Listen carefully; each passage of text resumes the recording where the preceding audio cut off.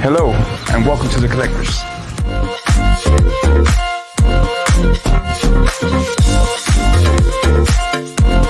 Are you looking for Funko Pops? We got everything from Commons exclusive to Chases.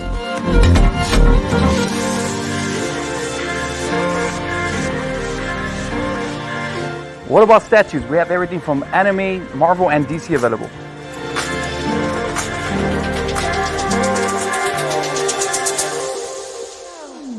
So if you're looking to build your collection, be sure to stop by The Collectors. We are located in 3937 South McCall Road, Edinburgh, Texas. And what is up? Welcome back. It's Friday night, and you're here live with the Average Boys podcast, and we're here with the boys. The Trinity is here. I got my boys Triggs and Brian with me. What's going on, boys? What's going on, brother? How we doing? Pretty good, man. Brian, how you doing? Fan-fucking-tastic, man. Chris, Oh, you sound super far away. Get close to your mic. Everyone does, and to me at least. Can you hear me? Really? Can you hear me? Yeah. I'll What the heck, man? Turn it up on that. Well, that's because you just got to do all your shit for your audio recently, Triggs. You just got all your stuff done. Ooh. Mm. Fellas, how is everybody doing? Can you hear me now? So far, so good. So far, so good. I can hear you, Brian. I can hear you. Triggs, can you hear all of us? Yeah. Awesome. Yeah. Everybody I just turned up my voice chat. Yeah, everybody that's out there in the comments, what's up? I want to say what's up to all you guys. Yo, Rob's in the house already. What's up, Rob? How we doing, Rob? Let us know how we sound. You're out there in audio land, so you'll be able to hear us better. But yeah, man, this week pretty fire. We had a pretty good week of work. Got to go to the movies. Got to see this really, really great film. I want to talk a little bit about it, but I want to ask you guys, how are you guys doing? We got a badass cold front for once. Brian's even heard about it. God. So and that's how good this cold front is. Brian knows in Jersey about it. But Brian, tell us how Jersey's right now. I mean, I don't know what you guys call a cold front, but I mean, it's been like in the teens over here. It's been like 13, 12. Oh, no, 10 yeah, we're not that cool. degrees. Yeah, I know. That's what I'm saying. So, like, Well, it's 44 here right now. yeah, I'm saying I sympathize with you guys, but at the same time, fuck you guys, because you guys are living in summer right now, bro. Yeah, you guys we're are pretty much summertime pretty right much. now to me. You know what I'm saying? But no, I mean, everything's good over here. You know, I mean, we're not gonna get back into another shutdown, but it's just getting a little bit tight over here with the old coronavirus. But other than that, don't have anything to complain about. It's been a good week. Flew by really quick. Oh, shit. As a matter of fact, good reminding. Triggs, how do you feel, man? Yeah. Good, man. A lot better. You know, I think last week I caught the flu. I want to say about 2 days after I started feeling real ugly and stuff. I went to go get tested. I came out negative. So I was just like, all right, man, cool. Like, I'm just going to like ride this out. And dude, I got hit like a fucking freight train, dude. It was uggo. Man, I felt like ass, you know. I mean, you guys can still kind of, you know, tell like I'm still a little bit stuffy. I still got a cough. And so, you know, that's like like the absolute worst of it right now. So I've been like, dude, I've gone through like 2 bags of fucking throat lozenges and shit like that. Okay. You know, so cough drops, whatever. And you know, like I was also like downing NyQuil and shit like that just to like help me sleep and stuff. But fuck, dude, like I'm feeling a whole lot better. You know, Audrey wasn't here for a while because, you know, she works with kids. You know, she also works with immunocompromised, you know, because of the nursing program that she's in. So she hadn't been here. And so today's her first day back. So, Good you stuff, know, good stuff. I'm happy to have my wife back. Yeah, get your family back, man. Yeah, dude. I As a would matter say of like fact- we did an event like last week with the collectors. Bro, as a matter of fact, this What's up? upcoming Sunday is my 1 year anniversary. Boom, Congrats. shakalaka, you made it, man. Yeah, dude. You made it. Congratulations to you too, man. You guys deserve it. You guys are badass. Yeah. We had a pretty good event this past week with the collectors. We talked about it last week on the show. Shout out to our boys on the collectors. We did an outdoor event and we were out there from like 12 to 6. It wasn't too crazy or anything like that, but we were out there in a little bit of the chilly weather and it ended up kind of giving me the sniffles and all this other stuff. So I've been kind of like in and out. I went to work all week. I stayed covered up. I wore my badass masks. You know what I do? I make shit. So I just made some really cool masks to wear at work. And yeah, I've just been kind of with a nice little cough, a little bit of phlegm, no sore throat, no crazy nothing like that. But man, Brian, I have to tell you, the Valley is very, very special when it comes to things like this. Okay. So since everybody's been wilding out about flu season down here, Trigger, you can vouch for me, but was it hard to find medication at the stores? Yeah, dude. Everything got Like, fucking wrecked. yeah, dude, man. in the Like, fucking NyQuil so, section. so down here, dude, it's one of those like you're either stocking up like a month before a big incident happens, or you're not getting shit. You're not getting shit, dude. Yeah, you don't get anything. It is the fucking Wild West out here when it comes to like getting basic necessities. You know, like last year when this cold front happened and like our fucking power shut down, dude. I swear to God, bro, it was like the fucking purge out here, dog. Like, man, you think I'm kidding, dude, but man, it got ugly out here. People were like, you know, like trying to like get into shelters and stuff like that, trying to keep warm and stuff like that. And I was like, yo, it ain't that bad. Like, I get it, it's fucking cold, but it's not that bad. Yeah, there are people like lighting you're trash gonna cans survive. and shit in their houses and stuff. I think I told you about that, Brian, Yeah. about the some people had passed away because they didn't know about the that's because there's The never generator, been a right? necessity for the generators here because we don't get that kind of weather most of the time. Yeah. But there were people that were passing away because they would go into their garages and they would turn their cars on so that way they could heat up their houses and yeah, do their But I mean, regardless on whether or not you've been through a situation like that before, you just know better. You should just know better, though. Yeah, you should. Yeah. I'm gonna vouch it for that, but no. Okay. Yeah, But no. I'll leave it alone. Yeah, the Valley has a great way of surprising us with all these little gems and stuff like Fair that. enough. Fair But enough. yeah, man, I had a lot of trouble. I just wanted to go buy Vicks, and yeah, that shit just shit on me. I don't know why. I guess I got into this age where like the smell of Vicks is actually kind of nice to me. Like it kind of makes me like chill out. I don't know if it's because I've reached a certain age in my life. Like that's like the age that all the senior citizens smell like, and I'm like, dude, that's fucking. It's pretty good, man. Maybe this is like a cologne for old guys or something. I don't know. No, man. actually, they were Stetson. Yeah, I know what it is. maybe I It's missed the Stetson. mark on this or some shit, but I was uber excited to find out that fucking Vicks made like a stick roll on, like a deodorant thing, and I was like, "Yo, I totally got to go get this shit." I Wait, really you do. just like roll it on your chest and it just like Well, don't put it on your armpits, man. I mean, fuck, bro. Like, obvious. it's You just- deodorant. you just- It looks like a you deodorant like roll. put it under your like Yeah, your it's so good, but it's just so you don't have to That touch it is with your hands anymore, dude. Like, you know, Okay. it's legit. It's legit. Like, I think so. Okay. What's All up, right. Marco? My boy Wolf. Haven't seen you in a long time, man. Congratulations on your first jiu-jitsu tournament. When it competed at a tournament over there in Austin, I believe. Hell yeah. But yeah, man. Yeah, the weather's been up and down. Kind of got me a little sick, but I went to work Monday through Thursday. Took a half a day and went in from 1 to 5 on today. And I'm ready to enjoy the damn weekend, man. I really am. Look And at my I'm ready boy to sit being here and talk nerdy. domesticated with a job and a weekend. Looking forward to the weekend. Yo, that's Yeah, great, man. bro. I like Fuck it. yeah, it sounds I good to be like able it. to say it for once in my life. I like For it. once in my life. But yeah, man, and I'm ready to talk nerd, man. We got some really cool, interesting subjects that we're going to talk about today. Of do course, I'm going to get one of these out real quick because I had the opportunity to go see this really, really cool movie that came out in theaters. It's going to be there for a bit. It's called Belle. Belle is made by the dude who, I don't know if anybody out there watches anime, but made this little anime a while back called Digimon. Made the movies, the series. He made this other little anime. I don't know if anybody's heard about it. Not many people. Samurai Champloo. Like, just a very small little unknown anime nobody's ever heard of.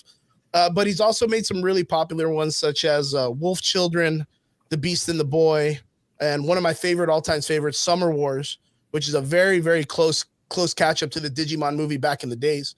Well, this guy went off and created a new movie called Belle, and man, it was a spectacular show. Spectacular show. I can't even tell you, man. It was so good. The movie's called Belle because it's a retelling of the story of Beauty and the Beast. There's a huge amount of Easter eggs and recalls right back to the original story. I think for some people who like kind of like the fast-paced movies, this might not be your thing. This is like a straight drama, a little bit of like artsy shit to it. Very what was that movie that Jim Carrey made where like all this shit's disappearing in his head? Sunshine of the Spotless Mind or some shit like that. Okay, yeah. You remember that? I forgot the name of it.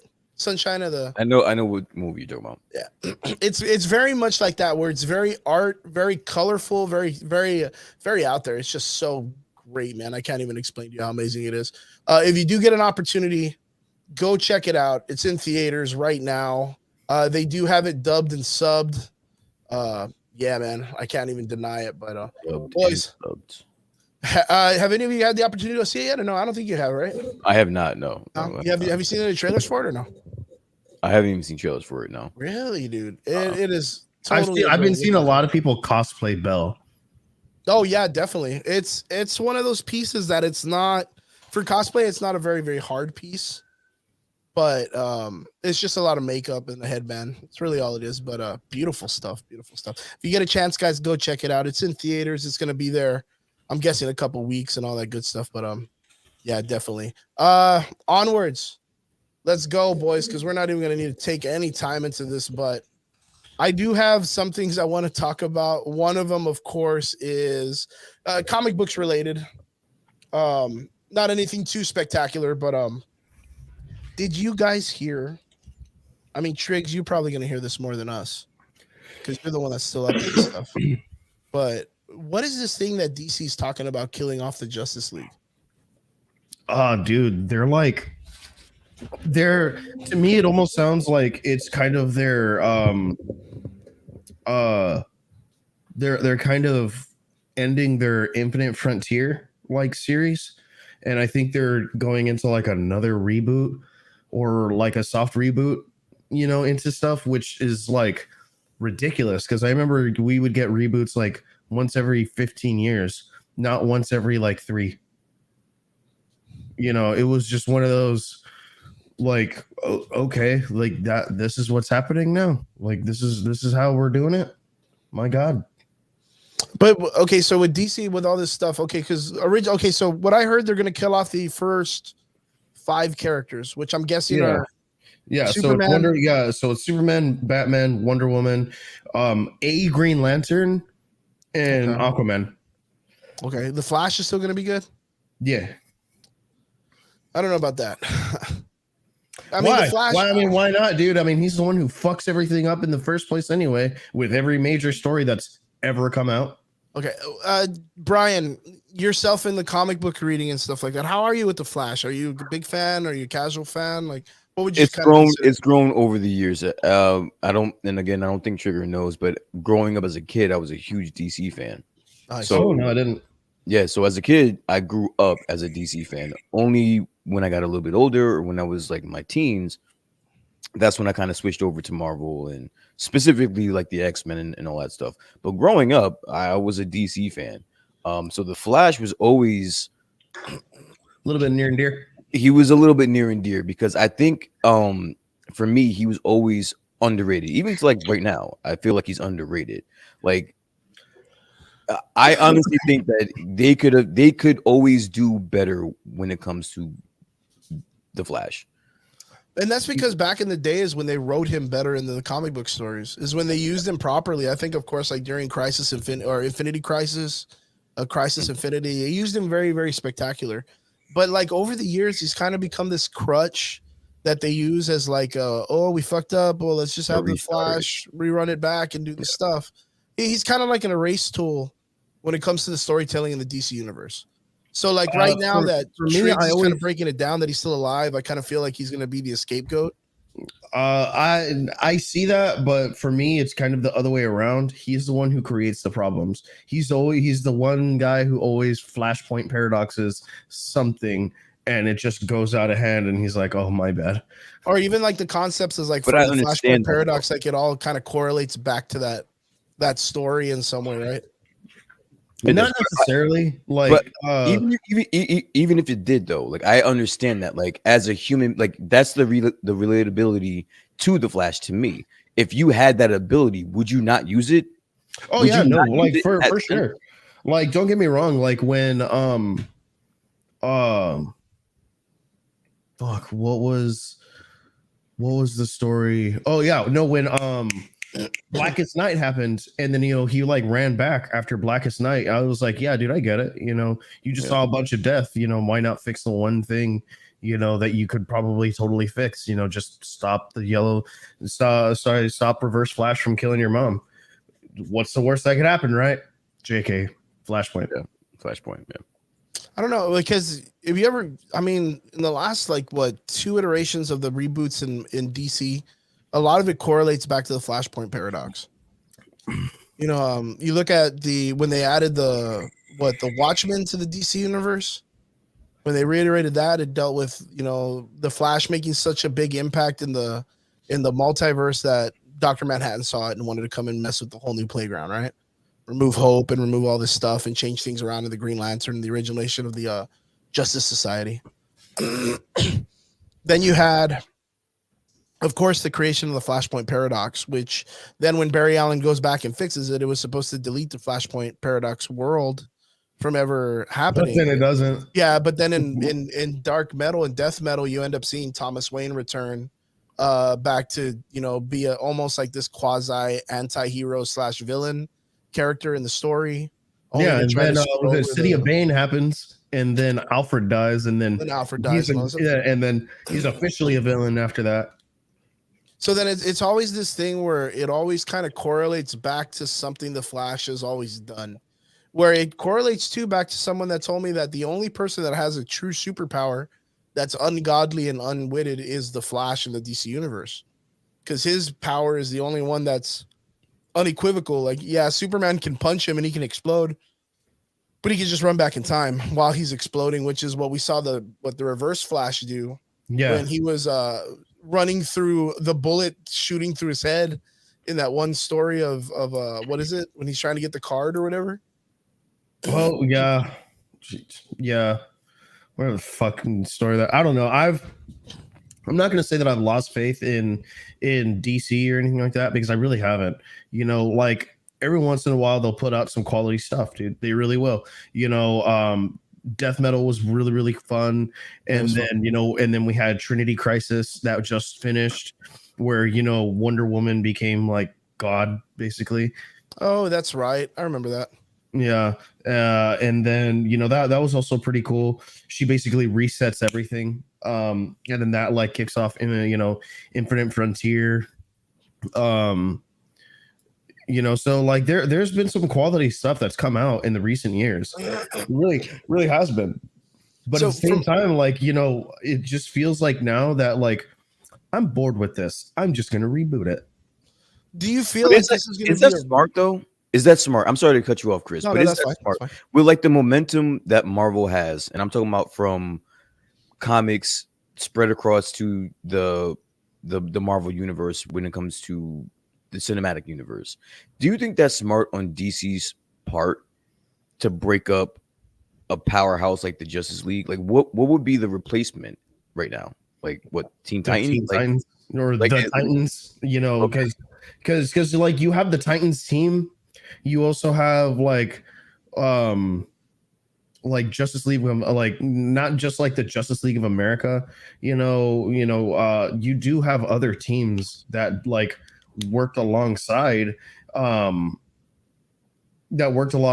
Justice League, you know, but at the same time, you know, I'm starting to see that like they're kind of starting to grab at a different audience, at a much younger audience. So you're having Damian Wayne, you know, as like no longer a Robin or whatever the fuck he's calling himself now. I totally forget. You know, him kind of taking up his own mantle and stuff like that. And his costume looks badass. Like, I'm about it, you know, very gray and black and, you know, with like some accents of yellow and red and stuff like that. So it looks pretty cool. You know, you also have like Jonathan, who's really, really coming into his own and stuff like that. And, you know, kind of doing his thing regardless of his sexual orientation. And then, you know, you have Donna Troy, who's starting to make, you know, her like big return as well. Aqualad is also like starting to become, I guess, kind of cool. But for me, like, as far as like, you know, DC properties are going, like Young Justice is the absolute way to go. If you want like a solid fucking TV show, Young Justice, I'm all about it. So do you think that the story that they're about to start telling, because if I'm not mistaken, the arc for the Death of the Justice League is probably going to be about 6-7 episodes long? Probably. Yeah. Do you think, because I really don't, like, just my opinion, I don't think it's going to be a reboot. I hope I'm wrong. Like, I very well could be wrong, and I really hope that I am. So what do you think it is? You I think know, it's going to be a rebranding but the only thing is that, of course, going back to what we talked about before on the show, like people know that I'm not a really big fan of like just taking a character's original name and writing it over someone else's. Like, there have been many iterations of Robin, and we get that. But as soon as they outgrow that character, they always go to their next big venture. Like, it never fails. None of them ever say, hey, I've graduated from being Robin, I'm going to be Batman. Like, when something happens to Bruce, they'll step in to help him recover the role and find out what happens. But each of them have their own trademark, their own IPs to go with. yeah, only Nightwing has ever become Batman officially. Like officially become Batman. Every other Batman that you've seen has always been like an alternate timeline or something that like where they're I know like, one of the future stories during, I'm guessing the yeah, Intimator I mean, story, I remember also Damian when Damian was a and Batman Tim, in the future. so was Tim. Yeah, Tim was Tim there. also. Tim was there to kill, I think, Jonathan or something like that because And Lucius, I know that Lucius Fox's son is going to be the new Batman that's moving out of Gotham in the upcoming story. I don't know what it's called though, but I'm guessing it's called Batman because he's just donning the new look. Let me guess, he's going to Compton. Oh, come on, man. Nah. no, bro, He's he's gonna going go to Crenshaw. Detroit and shit. I would literally bomb a fucking WB or And he's gonna go to Chicago. bro, 'cause he's Chicago's going to violence is Crenshaw. off the chain, man. Bro, he's going to Crenshaw. I will literally hijack an episode of the Average Boys podcast and just shit on fucking DC for the entire episode. Well, the idea is they're going to take him out of Gotham and take him into New York in some way, right? Because New York would be the next best thing to Gotham. Well, New York is Gotham, or Gotham is New York. Thus, Metropolis kind of being LA. Like that's what. Yeah, they're I mean, based on. I get that. Like that's what their I guess image to look like, but they're But I literally don't- going to remove. No, yeah, no, I Lucius know. Fox's Like, son out of Gotham and take him into a major city. They're going to do what Marvel's done all these years, and instead of making up a city, they're just going to put him in a real large conglomerated area. But but going back to the Justice League, the death of the Justice League, and what I think it's going to do, I think it's going to be a rebranding. You're going to have a lot of the younger generation characters come up and step into the plate to be these heads of the characters. We may even get an animated. They're going to go to McAllen. They're going to Yeah, McAllen. that's where the Justice League. That's where Lucius Fox's kid's coming to. It's going to come and fucking swing around the one. What's that fucking Citibank? The one fucking bank in McAllen. That's that one tall building we got. What's funny? The one Chase Tower, right? Brian, something you don't quite know. I don't know if you know this, but we only have one building that's like a tall building. Just one. If Spider-Man lived in McAllen, he'd be the most boring fucking superhero ever made, dude. We'd have to call him Slingshot Boy, dude. I don't remember seeing that many tall buildings when I was out there. Just there one. aren't any. Yeah, there's just There's one. It's like I think it's like 13 stories. What is it? It's 13 stories. Yeah, it's 13. This is one. It's just in the center of McAllen. Like just boom. Like that's it. Spider-Man, spin around. Let's go. That's like, yeah. So if any of those superheroes came over here, they'd have a lot of Uber fees, man. You know what I'm talking about. Like straight up though, but I think it's really just going to be a rebranding of these characters. I really think that the younger generation is going to come in, and at first, I think they're gonna don the characters' costumes. Like I think we'll have like maybe by chance we'll get the female Batwoman to come in and be Batman, right? Like she'll don the whole costume and be Batgirl or whatever she wants to go by, and then Supergirl will come up and be the new Superman. And vice versa. I think we might get that Trinity from the movie that they're going to be portraying in HBO. I think we might get that. So let's just say, creatively thinking here. Let's just say you're in the position of writing the story. Yeah. How does this play out? How do you execute killing all of the Justice League members? Well, first, if I'm going to do that, I'm not going to bring them back. Okay. Like they're dead. They're dead. Because I really think that whatever they've done with the comic books from here on out, they've already shit all over all the characters. They can't do anything wrong with it. Okay. They can't do anything worse than what they've already done. Okay. The last thing that's left on the thing is just to kill these characters off and keep moving on with the universes. But if you were writing, how would you do it? I mean, would I need to bring in a whole other new baddie? No. Yeah. I no, think no. Because I mean, dude, right now no one does what Superman does. Right? Superman comes in, he tanks everybody. He's the Goku of this universe. If you bring in any other superhero that can tank Clark Kent, Superman, who else are they going to bring up to fight him? You know what I mean? They're going to bring up Harley Quinn with a baseball bat. we talked about this off camera, but I mean, I don't think they give a fuck about what they're doing with Clark Kent or with any. No. That's absolutely correct. They will demand that dude in a heartbeat. But what I'm talking about is the power leveling of the characters. Mm-hmm. If you bring in a character that's way stronger than Superman, who's going to be the person to stop him? A while back, they did bring up this character. I think his name was like Crank or something. He was supposed to be like the DC's version of the Hulk, but that character didn't last too long. That was in the all new, all different, or like the new 52. It was like Time Bomb, or I forgot what his name was. But like Triggs, you know a little bit more about DC. If they were to kill off just by chance Superman, How does that happen? and they brought in a character who is physically stronger and more capable than him to fight him and kill him, like Doomsday, what other superhero do you think can stop that villain? Because the only thing we have to go off of that is literally the Doomsday story. Doomsday, yeah. And when Doomsday came out and tanked Superman, no one could tank Doomsday. Like, he literally tore shit into everyone. You guys are gonna like absolutely shit all over this, dude.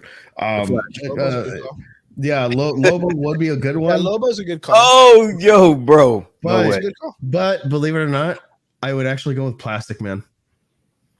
That guy is a fucking powerhouse. And it sounds But silly as no fuck. one Brian, yeah, that. it sounds silly as fuck. That guy But that is guy's literally been one of like the monster. Yo, key I'm characters in the turning it off. comics. I'm turning it off. I mean, Yeah, he's literally been one of the most key characters in every Infinity Crisis. him. Nah, I'm serious. I don't even know how they did it. But dude, they no made shit. it In the Infinity fucking- Crisis, he saved the day. Yeah. He saved the day in Trinity Crisis. I'm not even kidding, dude. He's not tanking Superman to kill him. Yeah, You're well, he's right, not dude. gonna He take can kill anyone that super Superman. fights, but he's like a rubber dude, so it's not gonna hurt Yeah. him too much. Yeah, it's not. But it goes to say, but the only thing that of course can hurt that plastic dude is like freezing shit. So if he fights anyone that can tank Superman, the guy's just got to take him into space, and he's kind of fucked. So like he does have his weaknesses, just like everybody else. Yeah. But it's a hard question. It really is, because it goes off. If anybody out there's a DC characters fan, let us know in the comments what you guys think. But I'll break it into a different way for anime. If some dude came to planet Earth and beat the fuck out of Goku, like straight up 5 seconds, when Super Saiyan 28 or whatever they do to him, and he tanked him, who would be the dude that would stop that villain? Like it's hard to think. Okay, you can't bring in Roshi, you can't bring in fucking Vegeta. You're gonna bring in the Ginyu Force. You're gonna bring in fucking Gohan. At the farthest he's ever gone was what, Super Saiyan 2, and then he went like fucking Great Kami training or whatever. But that's it. You can't. You fucking Edgar will stop him. Edgar will fucking straight stop him. He'll come in and he'll just kick him right in the D, man. But like I'm telling you, like that's the way they've always written Superman, to be like the most powerful person on the planet. So if you have someone else that comes in that's more powerful than him, there's the Lex Luthor is the next best thing. But that's because he has to beat him with intelligence. John Constantine would never give a shit to save anyone else other He than doesn't give a himself. fuck and his about team. anything. Yeah, he doesn't give a fuck about. Yeah, shit. John Constantine will not give a shit about anyone. We saw that in Injustice. Injustice League, and Injustice. When he just saved himself and walked out. What about John Justice League Henry? Dark. John Henry is Steel, right? He's Yeah. still. He's still. That's a dude. That's Shaq. That's Shaq in a fucking metal It's suit. Shaq. Yeah, it's fucking Shaq. Yeah, it's Shaq in a metal suit. Shaq. Let's just be honest with it. Like, he ain't stopping that many people. I give it up to him, but that's it. So yeah, I don't know if it's gonna be like a big baddie that comes down and kills them all. I'm more interested to see how they pull that off. Okay, I kind of want to see how they pull that off. Yeah, because okay, so from what I remember reading, it's gonna be a group of people called the Black Army, Okay. and I really hope that's not like a fucking a chop at like Blackpink or like BTS, like Black Army. Like it's a fucking K-pop, a bunch of K-pop kids, dude, killing you the Justice imagine? League. Oh, dude, I don't would- even start. That That's would like be Fortnite and automatically Thor, my dude. favorite. That's comic literally book Fortnite of and all Thor to time, me yo. right now. Can I you would find imagine that that so shit, dude? funny. Just I fucking would find that- K-popping it up. They come out of PUBG and shit. I'll never forget when they put Blackpink in PUBG, dude. They put an all-female girls K-pop K-pop band. group in one of like the hardcorest battle royale games out on the market. That's not like a cartoony like Fortnite. No, you Literally shoot somebody in straight the fucking PUBGs. head. You just shoot somebody in the fucking head. Yeah, that's fucking crazy as hell, man. But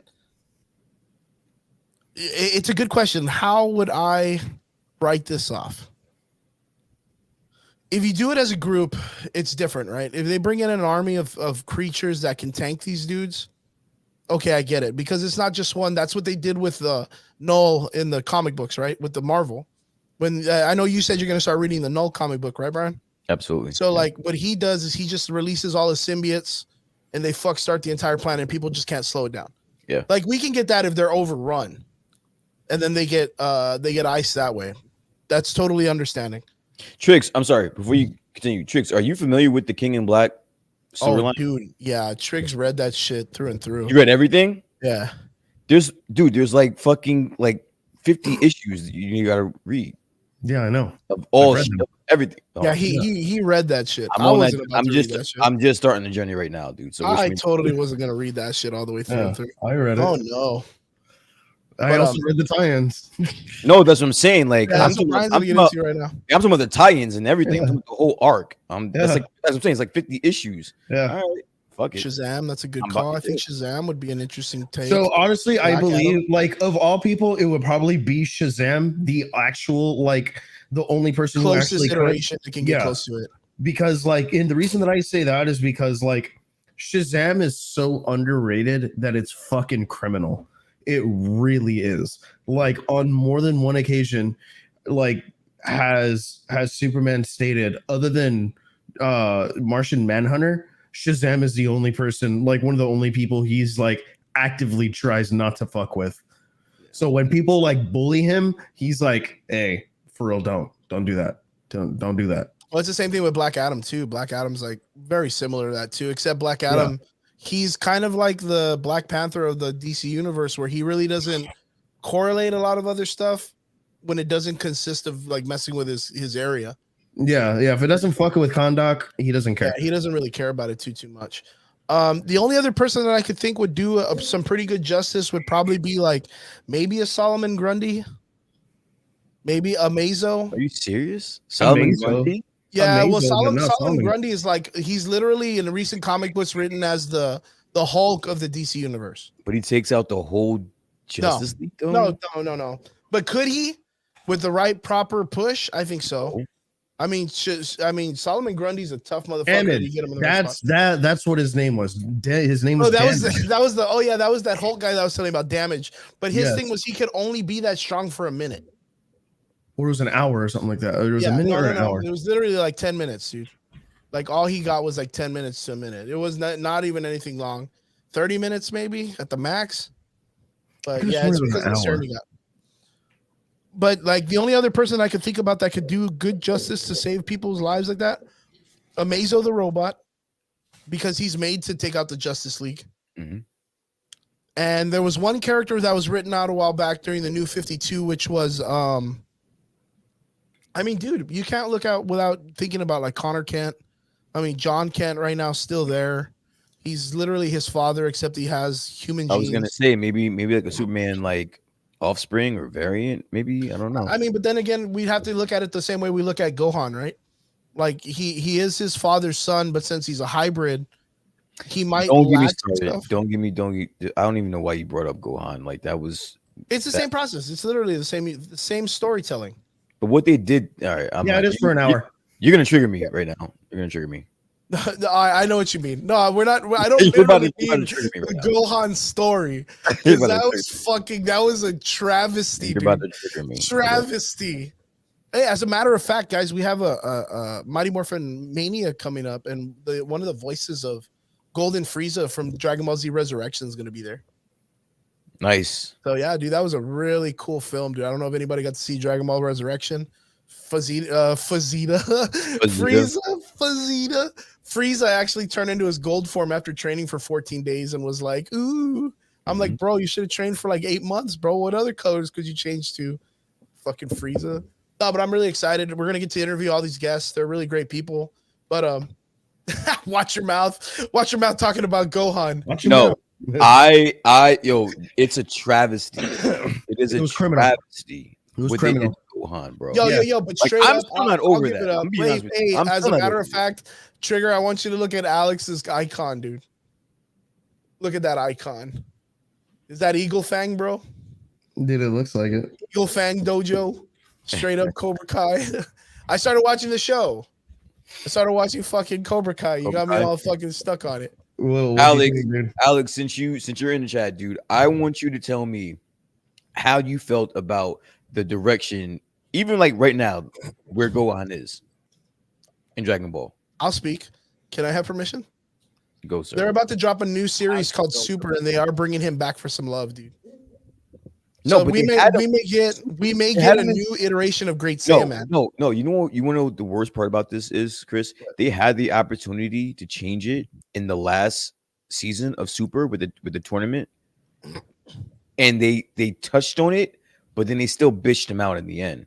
I'm like, Oh, bro, yeah, that was a perfect opportunity to have Gohan just go ape shit on everybody and just like save whatever shit you fucked up. Oh with in the man, first place. 17, man. 17 needs to be hiding in some Fuck dirt and save everybody. 17. Listen, now that I'm realizing everyone's a fucking Dragon Ball fan. Everyone Who- is. That shouldn't even have been an option. Who was the MVP of the last season of Super? I want to know who that is. That this the power tournament?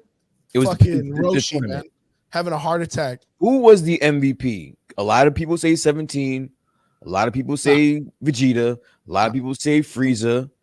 I'm gonna I think Frieza was. I think he had some really cool. Frieza's a good choice. Yeah, Frieza I think he had a. I think for what? Okay, you know what? It's fucking weird as shit.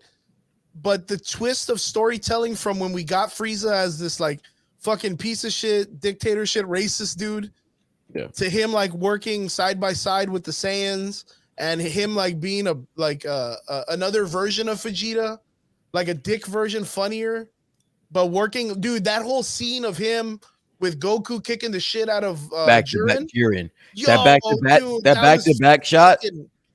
That was Yeah, the hot, back-to-back man. That was shot. like, fuck, dude. The correct answer, sir, is Jiren. Jiren is the MVP. He single-handedly fucking took out everybody, bro. And then he got mid diff, dude. Dude, Jiren is after the all that MVP. happens, bro. Fucking Goku goes Master UI, and then mid diffs him, dude.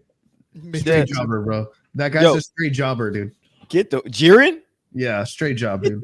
It took Gold Frieza. It took a fucking Mid diff, Are you kidding me? It took 17. mid diff. I think it's a bitch. And then it took a fucking hulked out fucking Goku. It's a Goku that was Get the fuck unconsciously outta moving. here, Dude, bro. mid diff, dude. That was It all took mid all diff. three of them. It Yeah, took dude. all three of them to take out this one man. Get the fuck out It's of a, here. it's yeah, a dude. world breaker Yeah, Goku. bro. And kidding me? then Jiren starts trying, dude, and then gets straight jobbed. Are Trash. you kidding? He didn't get Trash. jobbed. Are you kidding me? He He took did on job. all three of them. It took all three of them. How was that a jobber? It took Bro, all he was a three of them jobber. to take him, Man. bro. I'm not gonna lie. You know what? Like, okay, so straight That up, guy I is think so Jiren was a cool. very That's my guy, interesting yo. I love character. him. One thing that I've always hated about Dragon Ball Z as a series or Dragon Ball as a series is like they always train the humans get no love. Like the humans are the weakest shit in the universe. Like all we got is literally a bald 3-foot dude and an ex-baseball player. And we had to bring in like the oldest fucking kung fu master that had a heart attack on the battlefield. And tears brought him back to life. Fucking tears brought him back to life. Yeah, dude. Low diff. Straight up what I really, really wanted, and it sounds stupid as fuck, is I want them to give a human the opportunity to come back and be like a badass. And I Yeah. don't care if it's like a Tien. I would love to see Tien come back. Tien's Honestly, one of my fucking- I actually liked Tien over I love Krillin. Tien, man. I think he's Yeah. such an underrated character. Yeah, I actually very much liked Tien over Krillin, but I get why they choose Krillin as like, you know, the person who's always there, because you know, like he's Because he likes AI vibrators, dude, or whatever the fuck it is. I don't know, dude, but homegirl fucked an android and got it pregnant. So what Yeah, you done dude. with your life? That's how strong that dude is. Yeah, He dude. impregnated a Buick, bro. Yeah, dude. What have you I done don't with even your know life? what he did. No, but straight up, dude, why not just bring out one of these great, like, okay, so my thing is, everything always relates and revolves back to just Goku and fucking Vegeta, right? Never fails. Yeah. A stronger dude comes, tanks Goku in the first 5 minutes, and then Goku goes out and finds himself, like, I don't know, in a bowl of ramen, and then comes back and unlocks a new hidden treasure he's never realized he had. Nothing that no one's ever heard of or whatever. Jiren at least had this like fucking amazing backstory of like trials and tribulation. Listen, And he just got there just on sheer rage. It was annoying. Every time that he got his ass beat or he was down and out, you show the little fucking bald head version of Jiren, and that kind of like powered him up. Yeah, But it's all rage, dude. But dude, you cannot tell me that he wasn't the fucking man. It took the 3 best characters that they had to offer to take him out. One man. That was dope, bro. Piccolo's dead in the water, bro. I'm not even fucking lying. Piccolo's Yeah, dude. Piccolo's just a really good nursery dad, dude. That's Yeah, all he is. Fucking Yeah. bro. I And like that. I'm seeing all this Yamcha shit. Yo, Yamcha's a fucking bitch too, bro. Well, it's because of the way they no wait dick his jobber, character. dude. The dude literally He's is a like jobber. one of those Now, he's dudes- He's a jobber, dude. he's a jobber, man. Jobber. He's literally likes to watch Piccolo's other a dudes hit on jobber. his All of them chicks, are dude. fucking jobbers. Like straight up, Honestly, he just well, kinda, speaking of, man, did you hear about Vegeta's new transformation, Yes, Ultra Ego? I did. I heard about it. Yeah. what is this? It's Ultra Ego. Yeah. Ultra ego? Yeah. What is that? So it's basically where, like, if he just believes that he's better than you, he will be. And then that's it. That's what he always does. When is that never Vegeta? Dude, When I has can he never actually, just I seen can know someone he's shit. like, "You are your trash, dude. I'm better than you." Yeah, That's and like the worst power to give everybody. the willpower to keep going is what like fuels. It's basically like this weird Hulk like mentality. Like the angrier that he gets, the stronger that he gets. So it's basically like the more confident that he is in this fight, the stronger The that. Like, dude pisses excellence, bro. Like, Yeah, what do you well- want from him? well, it literally took a chapter after that to get his ass beat. Right after that, not Dude, even the kidding. guy could get his ass kicked and he'll still say you lost. Yeah. Like that's the way Vegeta works. Yeah, Like, and he I never love it, dude. loses. Like especially when he It's just fought you gave Cell, up dude. kicking his ass. Yeah, that's why like when he fought Cell, he was like, "I didn't lose, dude. You're just a jobber." Yeah, that's Okay. Yeah. The only guy to ever fucking beat Vegeta was Frieza because he shot him in the chest with a laser beam. Like he just shot him, dude. That's really all Dude, he this did. is why I love the abridged version better than I do the real version of Dragon Ball Oh, Z, dude, yeah, dude. because Shout out like to fucking 5-star. What is it? Team 4-Star. 4-star, yeah, 4-star. Yeah, who's a little bitch and has 2 broken arms? You dumb bitch! I only have 1. Oh, Crack. man, dude. No, but like straight up, if you think about the storytelling of Dragon Ball Z, Gohan's writing is super similar to the Robin's writing. except for it being a Batman Superman, it's Superman with a Robin, which is his own son. Mhm. And then Gohan leaves and becomes his own entity, right? In Resurrections, I thought they did Gohan justice when he came out, fucking had his cool glasses on and his fucking school suit and just tore shit into everybody. And it looks so fucking good. So to hear that they're going to be doing a new show based on the Red Ribbon Army coming back, them having 2 superheroes, which I'm not really familiar with, but they're going to start tanking all the characters and Gohan's going to be the dude to step up. Like, it's about fucking time Gohan stepped up. Like, I 100% behind you guys. I think Gohan got shit on really hard after the Kai series or whatever, the Super Kai or whatever it was. Yeah, After, it was just a Cell Saga. Cell Saga made him, and then that was it. Yeah, Like, they didn't Like, know what else yeah. to do with it. and were just like like, I hey, get you it, know you know, what? it was Cool, like we the made- whole like, oh well, I just focused on school, so you know, like I'm not I wasn't really focused on training. Like my dad was about it, but like I just want to be a scientist or whatever the fuck. Yeah, he wants to be a No. school teacher or whatever he wants to be. I Yeah. get it. And that's not even to mention like Gotenks don't even got a story anymore. So we don't get a chance to talk about Dragon Ball. Like you guys just peaked my shit right now. Like I'm Hell yeah, dude. Like we could talk I'm about fu- I love Dragon I'm Ball. fucking wired right now. But Dragon I Ball asked Evolution, it's the greatest Yeah. movie ever. fuck you. Don't you ever teach this word again. Like, I ask everybody favorite Dragon Ball villain, and in the comments too. I want to know your favorite Dragon Ball villain of all time. Ooh. Not Okay. not hero, but I want to know who your favorite villain was. Ooh. Because if you think about it, they gave us some great villains over the years, bro. Like excellent villains over the years. Cell. Cell is a popular one. So I'm BoJack BoJack was a good one. I'm Yeah. a Kid Buu. I'm a Kid Buu guy. or Baby. And and if I wasn't gonna go with him, it would have been Garlic Jr. If I would claim a villain, which he's really not, but it was the best iteration of him, it would be Majin Vegeta. Majin Vegeta. But Majin Vegeta, top notch, is probably one of my top writings of him when he steps into the place and he just like lights up half of the stadium. Oh yeah, he was like, "Fuck this place." Yeah, dude, like, and it really wasn't even the fact that me and Alex finally agreed on something. Kid Buu. Kid Buu was a bitch, bro. That motherfucker, he was a motherfucker, bro. Yeah. He Oh, was definitely. a motherfucker, bro. Definitely. He was a badass. I like Bro, I'm not gonna lie, dude. I of all the villains, I felt like he was the only like actual high diff like villain. And 'Cause every time they were like, "Bro, we got this, dude," and he was like, got what? me? Got me? You got these hands. That's what you Yeah, got. bro. Bro, you got problems. That's what you Yeah, got. you got some problems, man. Like, okay, so how do you guys feel with the idea of them bringing back Oob? I'm believe it or not, I'm actually more excited the fact that like Broly is gonna be like a weird little anti-hero. Like it That like was coming up. an interesting take on the new Broly story, right? And you know what? I fucked with it. I really, really did. Like I really, really fucked with it. I'm gonna have to ask Brian because he's the one that Oh made dude, yeah, a man. He seems breathing like out he's like sound. not having it, dude. Totally not liking Broly as a homie. I mean, yeah. I think Broly he's got a space, dude, and it works. Don't fuck that up. Like it's like just leave him where he was. And I'm not gonna get that now, but I mean, like, I would have loved him to still be that kind of like anti-hero, like anti shit, like, but whatever. See, Do I you like think, the new one. I Do you think really the like the idea new of one. Broly. Do you think the popularity came back when they brought in Khalifa? Yo, Yeah. dude, was it Khalifa? I think Khalifa took the illest fucking L. the illest.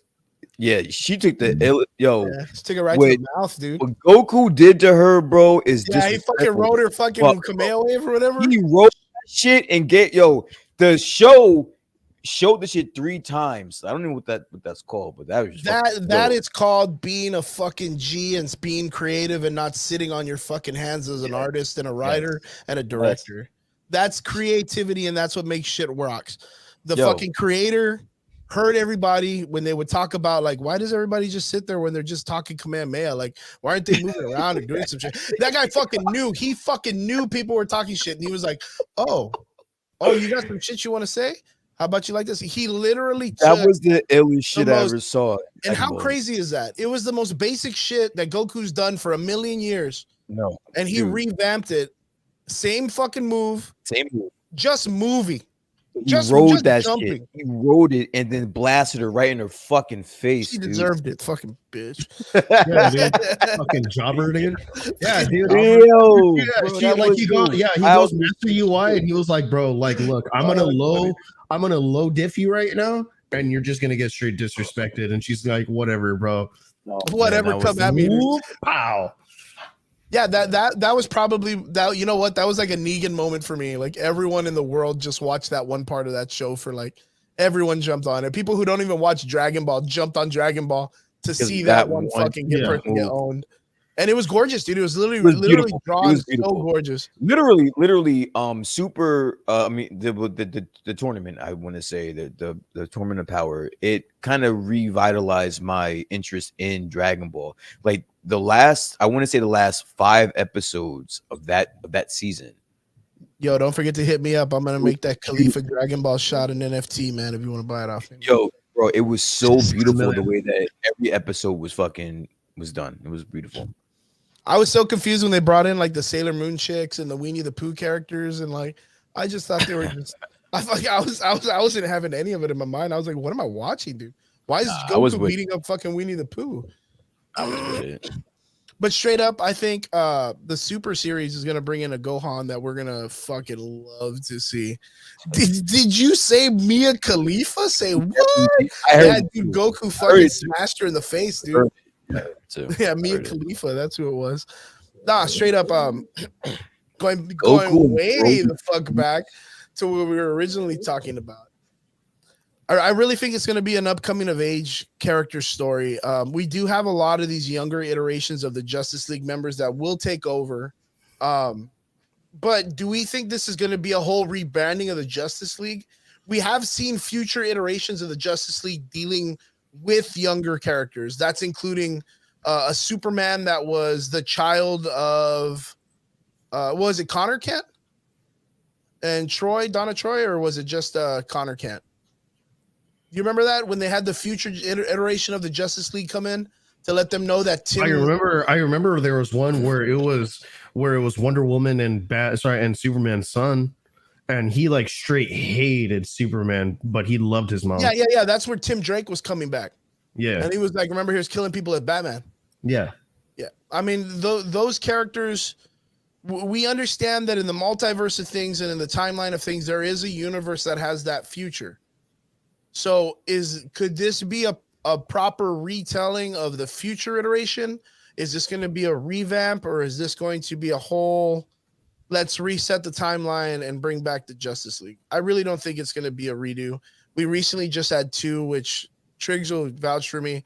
It was the metal story, the dark metal story, the death metal story, and Infinite Frontier just revamped the entire DC universe.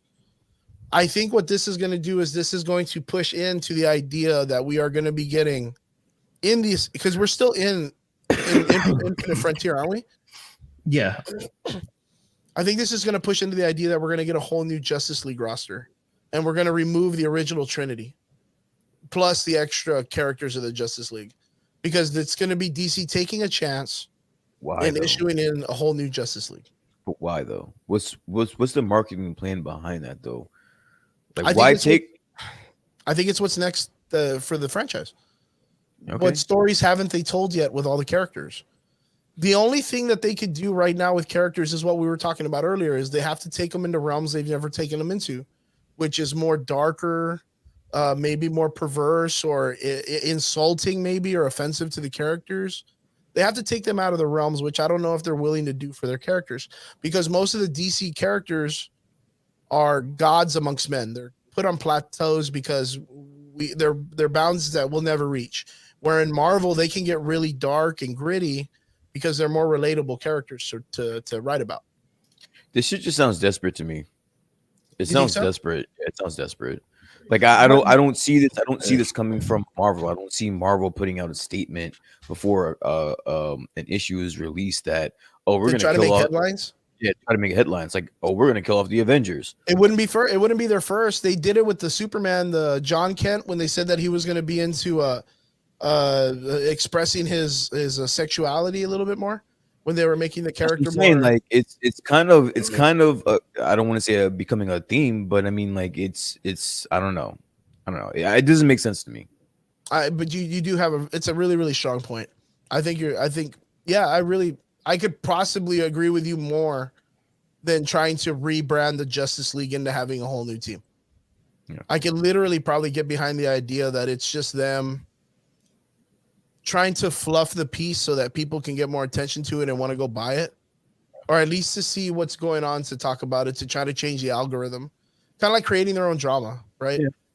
Yeah, I can see that. Triggs, what do you feel? I actually kind of agree with Brian, because like it's just one of those things, like, dude, like who asked for this? Who asked for this? Like, who wanted this? Like, you No know, one's even no talking one's about no the one's Justice no one's League. out there shitting on the Justice League right now. Like, no one's People out saying there boo like, man, I really hope Justice they murder League. those guys. Yeah, that's a good Yeah. point. But So I don't while I do agree on both fronts, you know, you kind of have to like, oh man, you know, like I'm kind of pulling from the both of you, like, you know, it on Brian's side, like, okay, who asked for this? What's the marketing behind this? Why did you so feel the need to announce the fact that you're killing the Justice League? Like, yes, I get it. That's a very, very big, important thing. You know, like, it's not very often you kill the Justice League. I can actually kill the Justice League in like issue 1 of like whatever new series you're getting. The last time you got something that big was Heroes in Crisis, where they killed the Sanctuary full of heroes. As a matter of fact, now that you mention it, the book is going to be released on the anniversary of Superman's death. Yeah, of issue number 75 for. Yeah, I do remember. I fucking dude. Yeah, right on the button. I do remember that shit happening. Yeah. Holy shit, that's crazy. So I mean, like, I get it. You know, they're probably doing some like 80th anniversary, some shit for, you know, the Justice League. Who knows? I have no idea, right? But like, the thing is that like, at the same time, I also get what you mean, Chris. Like, you know, they've told every story that they, you know, that they almost can tell, you know, with the Justice League. I completely understand that, and you know, you're not wrong, because like, think about it. How are they going to kill the Justice League? Right? Yeah, I can't even think of a character out there. Right that's why I posed that question. How do you do it? Was it the Judas Trials or some shit like that with Batman? You know, where he had like his contingency plan on everybody. That was the story of Babel or some shit, wasn't it? The Tower of Babel. Yeah, the Tower of Babel. And there you go. That's basically what I see them doing. They're like, okay, Tower of Babel, now time to enact. Not only to shit on that, DC thought they could pull a fucking thing over our face. Death Metal is just a retelling of the Tower of Babel, but instead of him knowing everybody's weaknesses, the Batman from other universes just took their powers. Yeah. So it wasn't even big on creativity if you think about it. Yeah, I know. That's why I would rather see Tower of Babel get enacted than, you know, like, you know, something that's going on right now. Like, sure, like if it, like yourself with a knife, you fucking. It's a training. Oh, it's a training butterfly knife. Sorry, PewDiePie. Yeah, dude. I'm not scraping my feet this time, Brian. Don't worry about it. Yeah. Don't be doing no fucking bro down crusty shit. We're not that kind of podcast, man. I'm sorry. Yo, but guys, in the comments, it's my goddamn show, dude. I'll do what I want. What do you guys think about this? How do you guys feel about DC killing off the Justice League? How do you think they're going to pull it off? And what do you think they're going to lead into? Do you think it's going to be them rebranding the characters and bringing in a whole new set of new characters? Or do you think it's just going to be them making a side story up, killing them off, just to return back to the norm and bring these characters back in some kind of weird way? Hit us up in the comments. Let us know. Onwards, boys. Onwards to the next subject. Let's go. Oh yeah. Speaking of all of that crazy shit and talking about things from the past, how do you guys feel about this lineup of We Were Young the concert? Can't wait. Please tell me you guys heard about this, because I want to just give the floor to you. Like Triggs, I'm gonna let you go. I'm not even gonna say anything. I'm gonna let you go, and then I'm just gonna give the floor to Chris, because like you've been dying to get this shit out. All right. So like, let me say this. All right. This gives me some huge Fire Festival vibes, like huge Fire Festival vibes. So much so that my wife and I like sat down, like no shit, sat down, and we're like, okay, do we go to this in October, or in October do we go to Florida when we originally wanted to try and make for our anniversary, for our honeymoon? Because her and I never took a honeymoon. We have yet to be on our honeymoon, right? Star Wars Edge, dude. So yeah, exactly. So it's either we go to Galaxy's Edge, we go to Universal, Harry Potter, all that.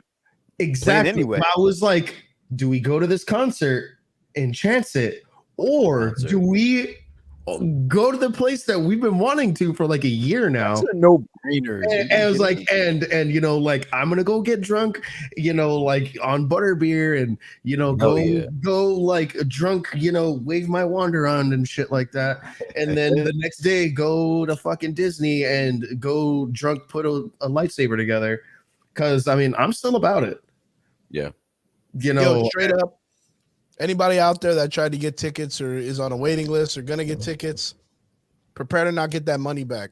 Should have just sent it to the Average Boys podcast, because that shit is not happening, dude. If 100%, like 8 or 9 of the bands have already come out on their own social medias and they were like, bro, we didn't even know this was going on. What the fuck is going on? If those bands did not know that and they are listed on the thing, something is not fucking sounding right. So the next question, biggest question of all. Both major bands that are playing are was it Paramore and My Chemical Romance? Or was it Paramore? Well, they were the ones that had like the bigger names, but they had those are the two main people in it.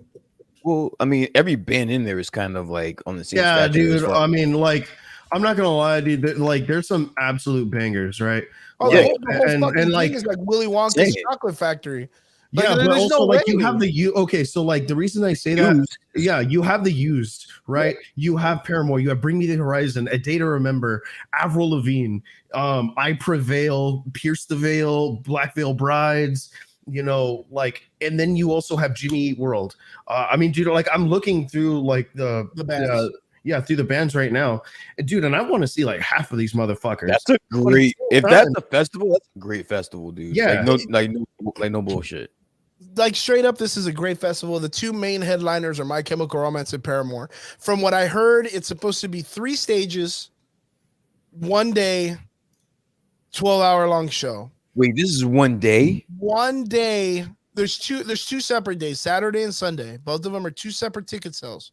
The festival is 1 day and the festival is the next day. All of these bands are going to play for 12 hours, not straight, not all of them, but all of these bands are going to play in a 12-hour stick on 3 different stages. Wow. So there's going to be a chance that if you're going to listen to Paramore or My Chemical, they're going to go at the same exact time, and you're going to have to make a choice. So what are you going to have to do? I'm Jersey. Okay, so no, that's an easy. That is a easy fucking choice for me, man. My Chemical all day. My Chemical, that would be my choice too, but fuck it. Gerard Butler, 44 years old. Bring him out in his walker, give him some extra shit. Listen. Hook him up to his IV bag. Be careful. He got it. He said he got it. He got it. Just don't let him jump around too much, you know. It'll be real sharp, man. I'm really excited to see all these guys come back out of their retirement homes, and I'm really, man. I want to see what everybody's walker looks like. So nothing about this makes you like want to see this concert, Chris, is what I'm saying. Yeah, that makes me want to go see it about 14 years ago. So not they should have done this 14 years ago. They should have, but yeah, I mean, festivals really. If you're gonna die, you might as well die of something you want to do, like standing in a concert of sweaty fucking people, smelling like fucking Teen Spirit or whatever you want to call it. But he won't let up. He just won't let up, bro. This guy's relentless. 100%, dude. With the look. Brian, you're my dude. You're my dude when it comes to the cryptocurrency stuff. With all the scams that are going on in cryptocurrency right now and NFTs and all that other stuff, people are clamoring on ways of making money without the idea of needing to pay people back. Yeah. If you want to go back to one of the craziest one, there's the Fire Festival, which stranded a bunch of fucking people on a weird ass island with like fucking livestock and weird tents, no food. People were just there. And not only that, these are the same guys that ran Astroworld. Astroworld ran like shit. But to go back to this, there was this other YouTube chick named Tana something. Tana Mojo? She had like which one? Tana Mojo? Is that the fucking Tana Fest, right? Yeah. She's still not paying people.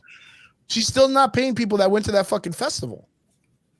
So when you buy a ticket, it's not with the festival, it's with the ticket people. So if they can make a festival look like it's real enough, the ticket people will sell tickets. But you have to understand, like a lot of festivals are booked that way. Like a lot of festivals are booked based off of people getting excited, and then the bands actually seeing that there's people that want to go to see these bands, and that's when you can confirm them. This is my point, right? A lot of these bands. Now I remember My Chemical Romance. I think 2 years ago, we're supposed to have like a world tour. This is My right Chemical- before, yeah. Well, I know And they did an in-house. They did 2 in-house tours, right? they were gonna do this was like an international tour, Yeah, and the prices for the tickets were astronomical, astronomical, man. astronomical, and it had to get canceled because of COVID. Mhm. So you times that by however many fucking bands are on that card. None of these bands were able to play in the last 2 years, and none of them are dropping any new music. This tour is going to be all old shit. So this is a great way for a lot of these bands to make some fucking income while the window is open, because nobody knows what's going to happen. I mean, months that's assuming that these guys don't have normal fucking lives. What do you mean? Like 8 bands already come out on their social media and said they didn't even know about this.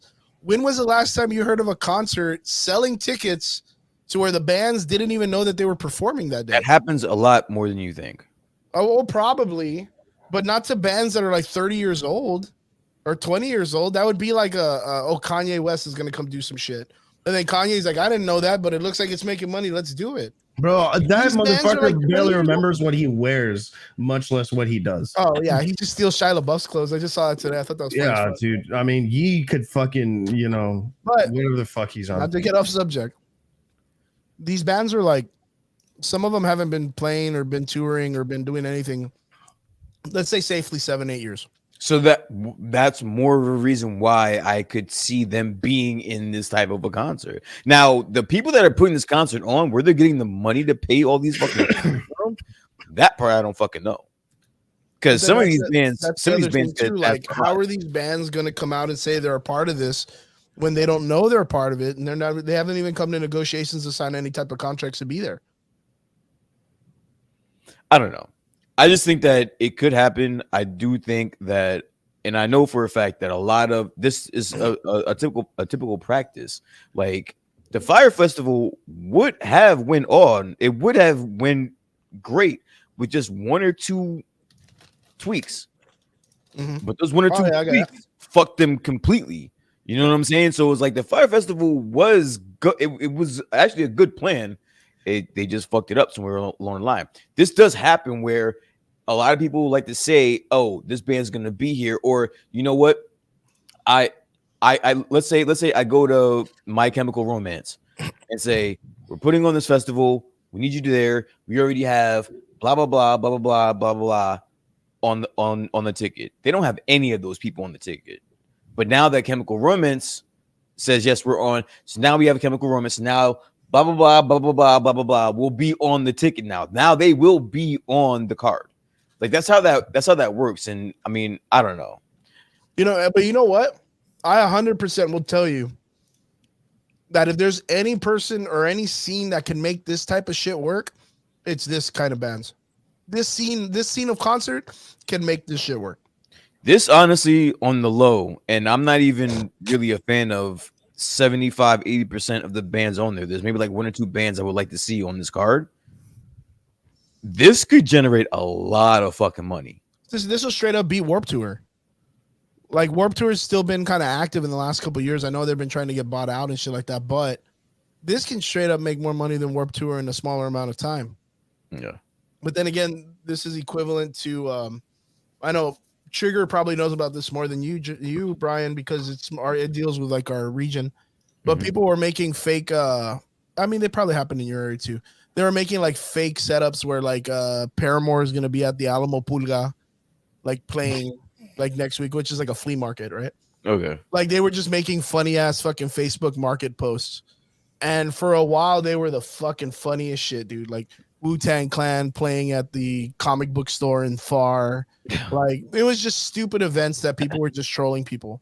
Yeah. This literally reminded me of that so fast when it popped. And then they were like, yo, here's the poster. We're going on sale tomorrow. I just want to feel like they did not, because even when it came to the ticket sales, I know Robert was talking about that he was trying to get his ticket or whatnot. I don't know if he did. It'd be crazy if you got a ticket. You could probably let us know. That apparently the main website to buy the tickets was unavailable, but everybody on the side sites were able to buy their tickets.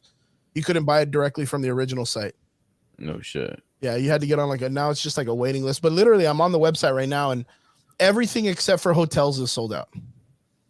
General admission pro, VIP Cabana. So then this can't be a scam, dude. Like this would literally be Fire Festival Part 2. I'm eating nerds. Dude, if it did, I would. Yo. I would be like, when is the documentary dropping? Yo, yeah, exactly. When's the documentary dropping? Exactly. And honestly, if this is a scam, I would try my best to get whoever is in charge of making this documentary to get in contact with you to get some of the footage and some of the tweets or some of the fucking posts that you had, because I gained so much enjoyment from your theatrics the last 2 days, sir. You have been right online. you have been a Oh, point of man. entertainment for me in the last For 2 some days reason, doesn't this remind you of the Area 51 thing? when everybody was gonna. Dude, Doesn't that remind you of more this shit? legit. Honestly, honest to God, I thought the Area 51 thing was gonna happen a whole lot more than this fucking concert. Like I was dead ass waiting for the Kyles so to happy be I'm like, not the only person that's dude, normal in this right shit. now. Oh fuck. Like, dude, like straight up. And you know what's even crazier is there's other bands that were very popular in this time of life during the scene that are like, hey, we should be on this poster too. Why haven't you guys got in contact with us? Yeah. And they're trying to get a hold of people, and they're not at all responding to them. So they're talking about going, okay, bet, then we're gonna do the fucking parking lot concert. And they're selling tickets to a concert in the parking lot the same day to this thing. Get the fuck out of here. I'm not even kidding. They're selling tickets to a fucking parking lot concert for this because of another band that said that they deserve to be on this. This is what I'm saying. This is nuts. If this is a fucking anarchy. scam, they picked the wrong scene to like make fun of and think it wasn't gonna happen. Because I guarantee 80 of these bands will fucking come out still and be like, yo, we're here to perform. I know we're not getting paid, but it's cool or whatever. Yeah. And then them not even have a stage and they'll still play on top of cars, dude. This Like, is that's the type of shit. This festival was supposed to be, or this concert was supposed to be in Vegas. Yeah. Okay. All right.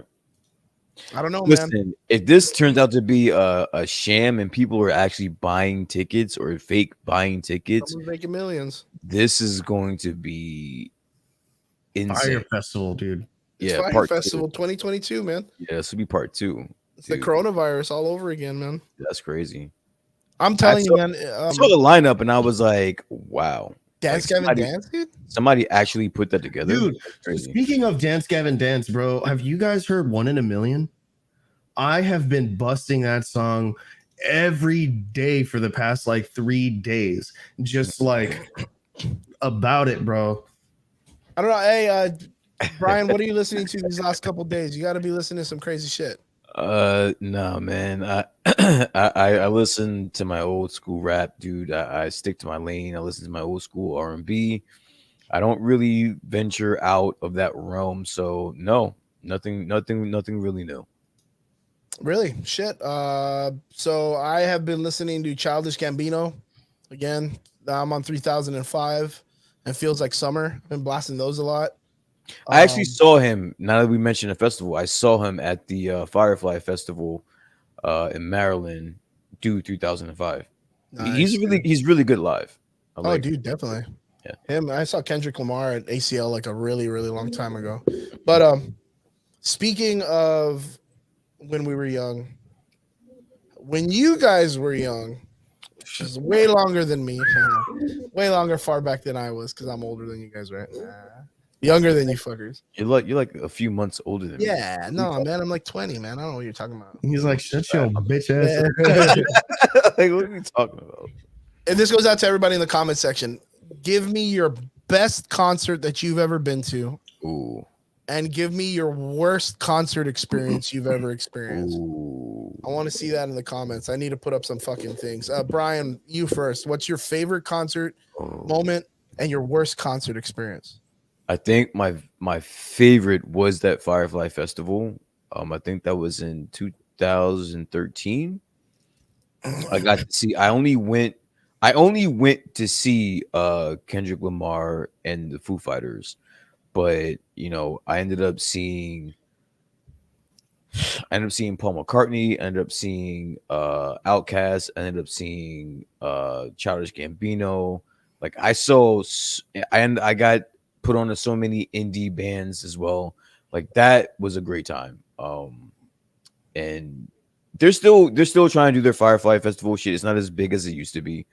But then my worst concert I ever went to was a Lox Wu-Tang collaboration concert in Staten Island, and a huge fight broke out, and it shut down the whole entire concert. Like it stopped.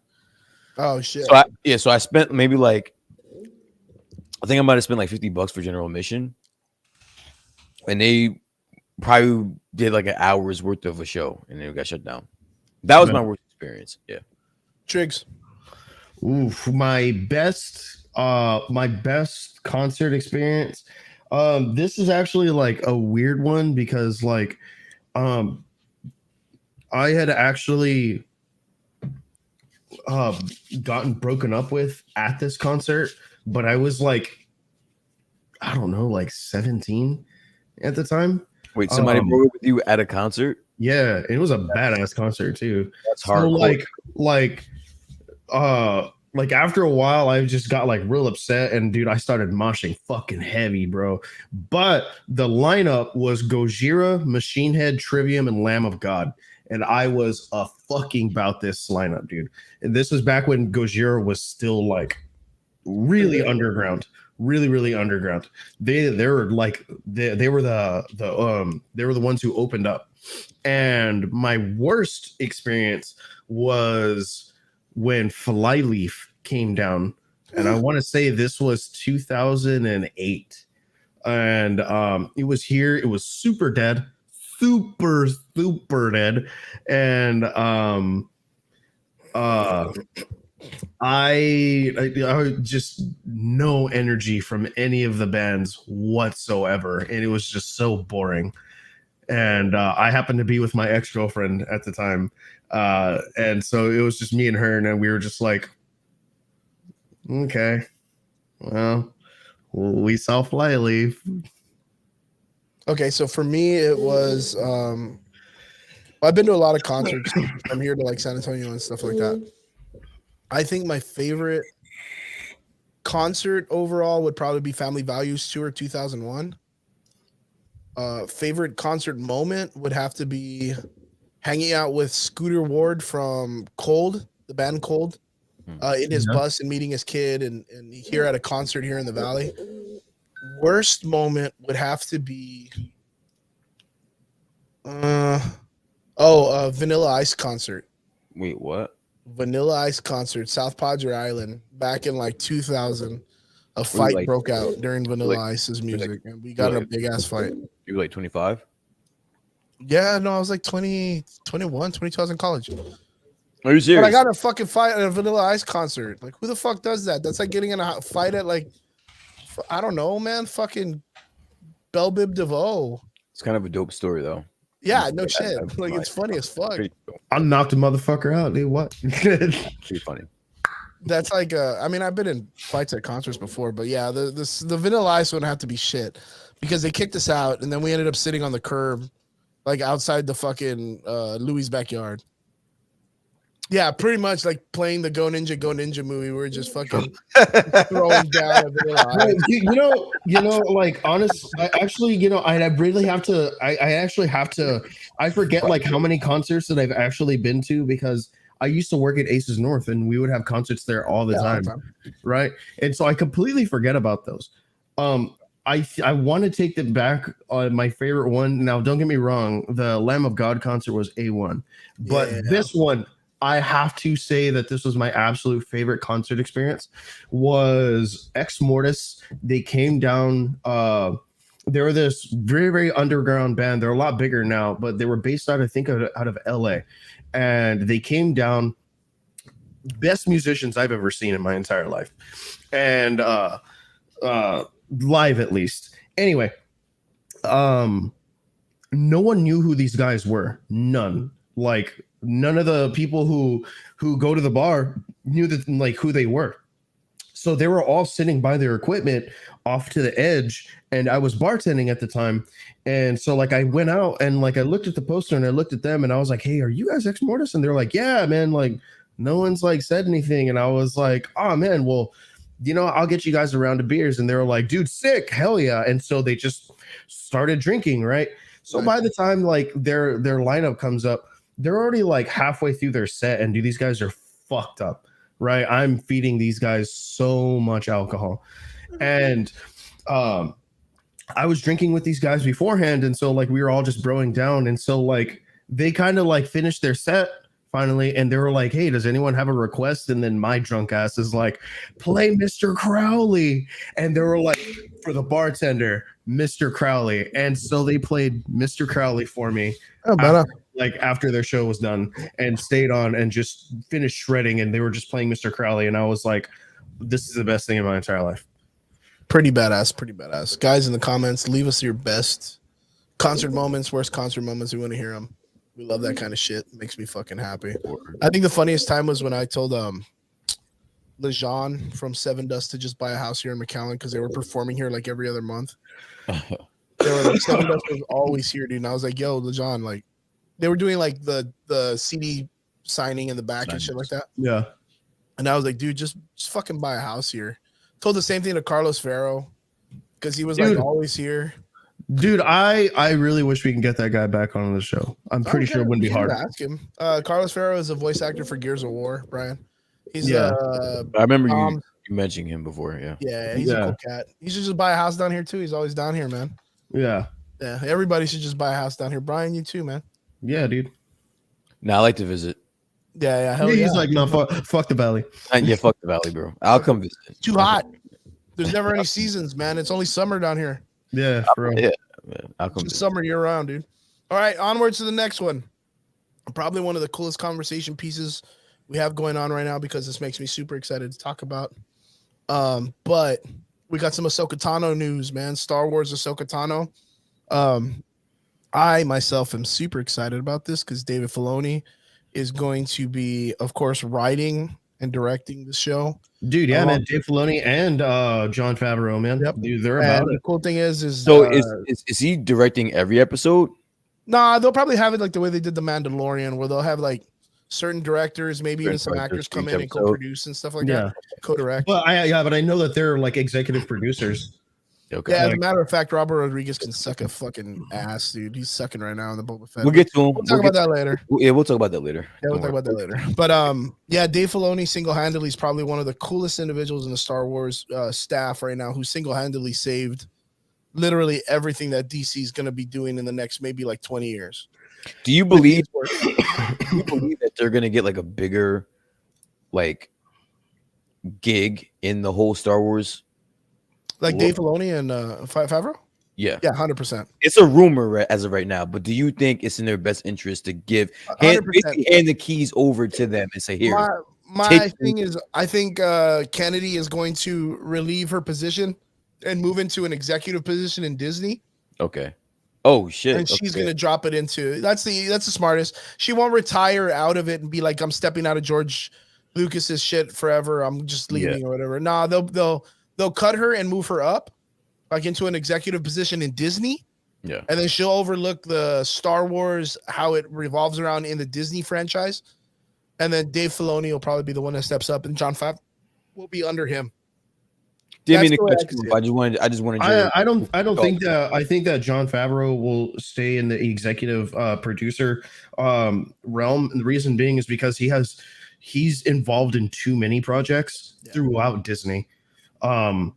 I mean, the reason I say that is because, like, obviously he's still very, very important when it comes to the MCU, and then on top of his producerial and directorial, position within the MCU, now he's doing it for Star Wars and stuff like that. So I kind of see him still staying as like an executive producer, as opposed to like Dave Filoni, where they will actually like tell him like, you are in charge of these, like, of the George Lucas properties. Okay, I can see that. That's not a bad thing. Well, either way, having someone like Dave Filoni there that literally saved Star Wars from the Clone Wars and the Rebels, and literally like reissued in the whole new stories of Legends and Legacies and stuff like that. Like, having him a part of these franchises and still being a major contributor to it is probably the best thing Star Wars could do after the debacle they did with the original trilogy. Like, it's the next best thing that they need to be doing. And then seeing that there's been some really nice, I wouldn't say like crazy leaks, but some really nice like plot releases and stuff like that. One of them would have to be that they did release like a plot synopsis for what they're going to be doing in the Ahsoka Tano show, which is, of course, if you don't know the backstory of Ahsoka Tano from the Rebels cartoon, it's literally there's Ezra's going to be on the search looking for one of her old students / friends / younglings, who was Ezra Bridges, who went missing with the evil Admiral Thrawn. Admiral Thrawn is probably one of if not one of the coolest villains Star Wars has had in the last 10 years. So I think it's an amazing thing to bring his ass back. Brian, what'd you say, Brian? It's not saying much, but go ahead. Continue. I mean, no, Thrawn in the stories, like in the books that they've written about him, he's an amazing character. But they really haven't given him a lot in the film world. So, but from what we know is the ending that happened with him in the Rebel show, him and Ezra went missing. We saw Ahsoka in the show The Mandalorian go looking for him, so just putting 2 and 2 together. What do you guys think? I mean, sorry. I think that was like a natural progression, for Ahsoka. I liked Rosario Dawson's portrayal of Ahsoka. I still think that she was a little bit stiff in her portrayal, as in like, I'm not going to say jaded, because I think that's the wrong word, because like of all the things that she's been through, you understand why she would be jaded. God damn, Chris. Yeah, I know. I have myself on mute because I'm coughing. Yeah, dude. Nerds Jesus. and shit. But for me, it's the fact that like, it's the fact that she's looking for Ezra. Like, if that actually does like pan out to be like an actual like plot point, which I really, really hope it does, is that, yeah, dude, like Ezra's kind of like, for me, like the new Luke. Like the way that, like I wanted Luke to progress in the like in the Star Wars franchise. That's a good call. That's a really, really good call. Brian, what about you? Yeah, I've been waiting for this show since Mando. I love the way that that whole episode, or what was it like? I think she was in like 2 episodes, right? Two episodes. Yeah. I love the way that Rosario Dawson portrayed Ahsoka in those 2 episodes. That is definitely something that I'm looking forward to. Glad to hear that they are under production as we speak. And I can't wait. Anything to further the Star Wars lore with these 2 gentlemen at the helm, I am all for it. Sign me up. 1000%. Yeah, dude, I'm 100% behind that. I think the Ahsoka story is very slept on, and I think that they really, really brought her out very, very well in the Rebels cartoon, and then bringing Rosario Dawson, who actually is a fan of the character, giving her such a great, giving her some time in the Mandalorian show, and bringing chops to the character, bro. Like, that's some a really big name. big chops. Yeah, so that's a big name. I feel like I always reserve to come back to this one moment that I saw in a Reddit, but there is really cool theory that Ahsoka Tano was the one that taught Luke Skywalker after Yoda died. I remember you saying this before. And I really, really hope that they bring that to that character in some way, because character writing and character development and the whole hero journey, to have it to where we understand that Luke was able to beat Darth, were able to beat Anakin Yeah. with the training that he was offered and given, and then he became a master by himself out of nowhere after Yoda died. You don't think that with the history of Ahsoka and I guess Anakin / Darth Vader, that would have kind of, that storyline isn't up for debate? I think it would have been a really cool full circle if Ahsoka's the one that taught Luke, and then he was able to beat him later because he would know exactly his movements because he trained directly under someone who trained under him. Okay. I think it would be just a great, just full circle storytelling. Okay. And then of course there's been that recent idea that, like, we'll get like that crazy meme where Luke tells Ahsoka, like at the very end, that he came back. You know, Anakin came back. He changed back to Anakin, and then she's all like, "I'm happy he came back," because she just thinks that he died as Darth. Yeah. You know, if you think about it, the story. So to get that full circle, I think it's a really romanticized story between Ahsoka and Anakin, where it really wasn't about love, because Anakin, of course, had his relationship with Padme, had his 2 children and all this stuff, but there was such a chemistry between and a love between, just like Obi-Wan and Anakin, Ahsoka and Anakin and Skywalker also. We do know that Anakin, Christian Haydenson, is said to return in the story. Yeah. Of course, we do not know how. It could be in flashbacks. It could be in retellings of the prequels. Nah, that's so cheap, bro. Don't give me fucking. We don't know. We don't know. Flashbacks. I think 100% we'll probably get a straight up like Christian Haydenson coming back. We do know that he's back in training.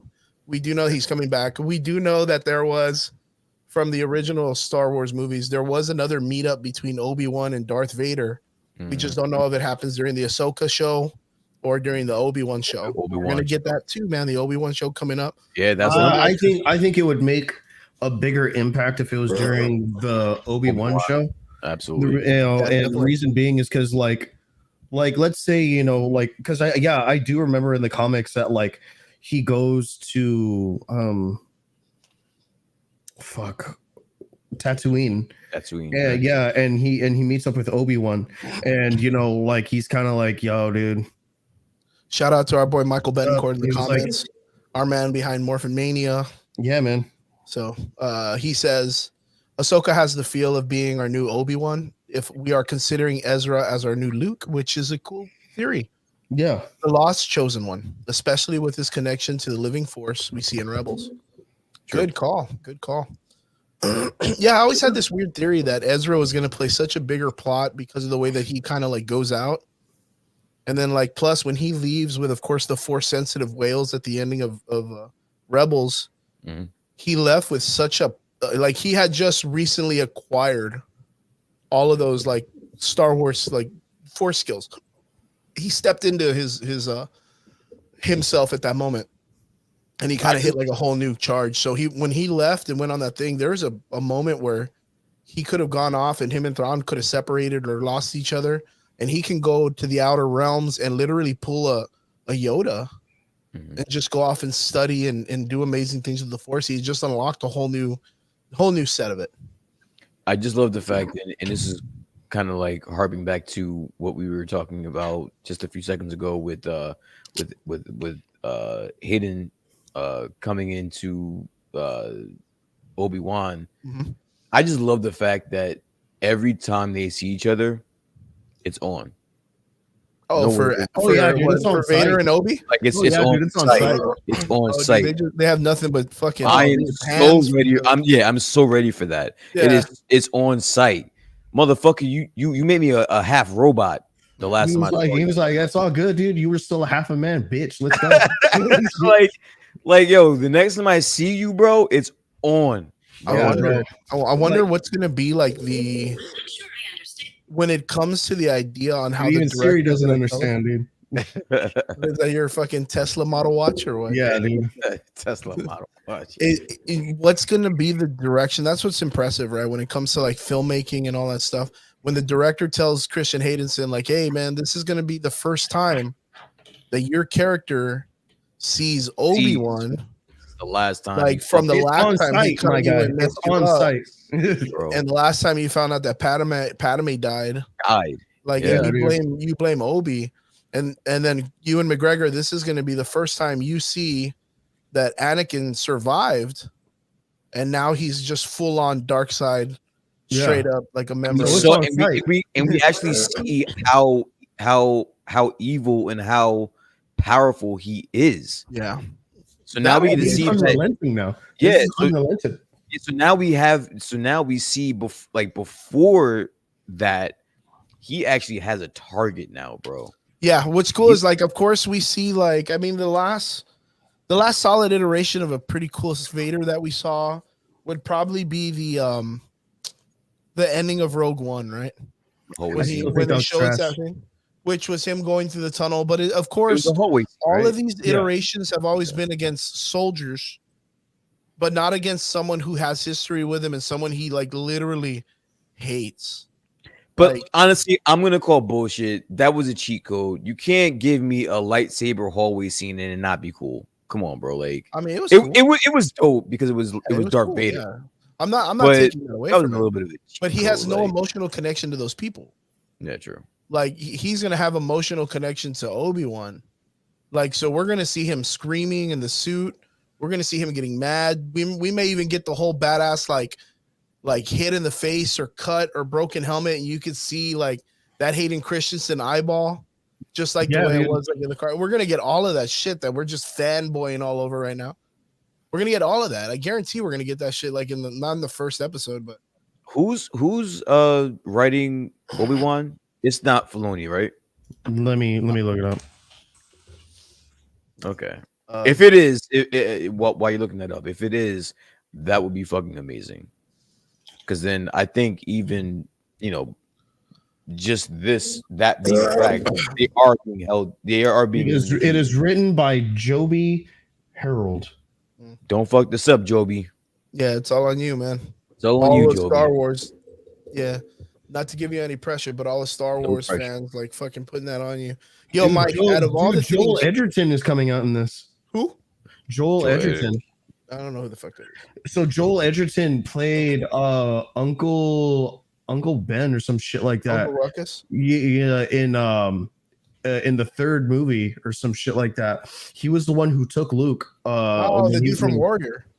Yeah, The brother from Warrior. Yeah, I got you. yeah. Michael, this goes out to you, Mr. Betancourt himself. Even though you know Ezra can teleport and he has a spirit travel via the Force and stuff, how do you feel about him being able to go through the back door of the Force? Is that what you're calling the spirit travel? Because that's the only thing, in my opinion, that I do not like.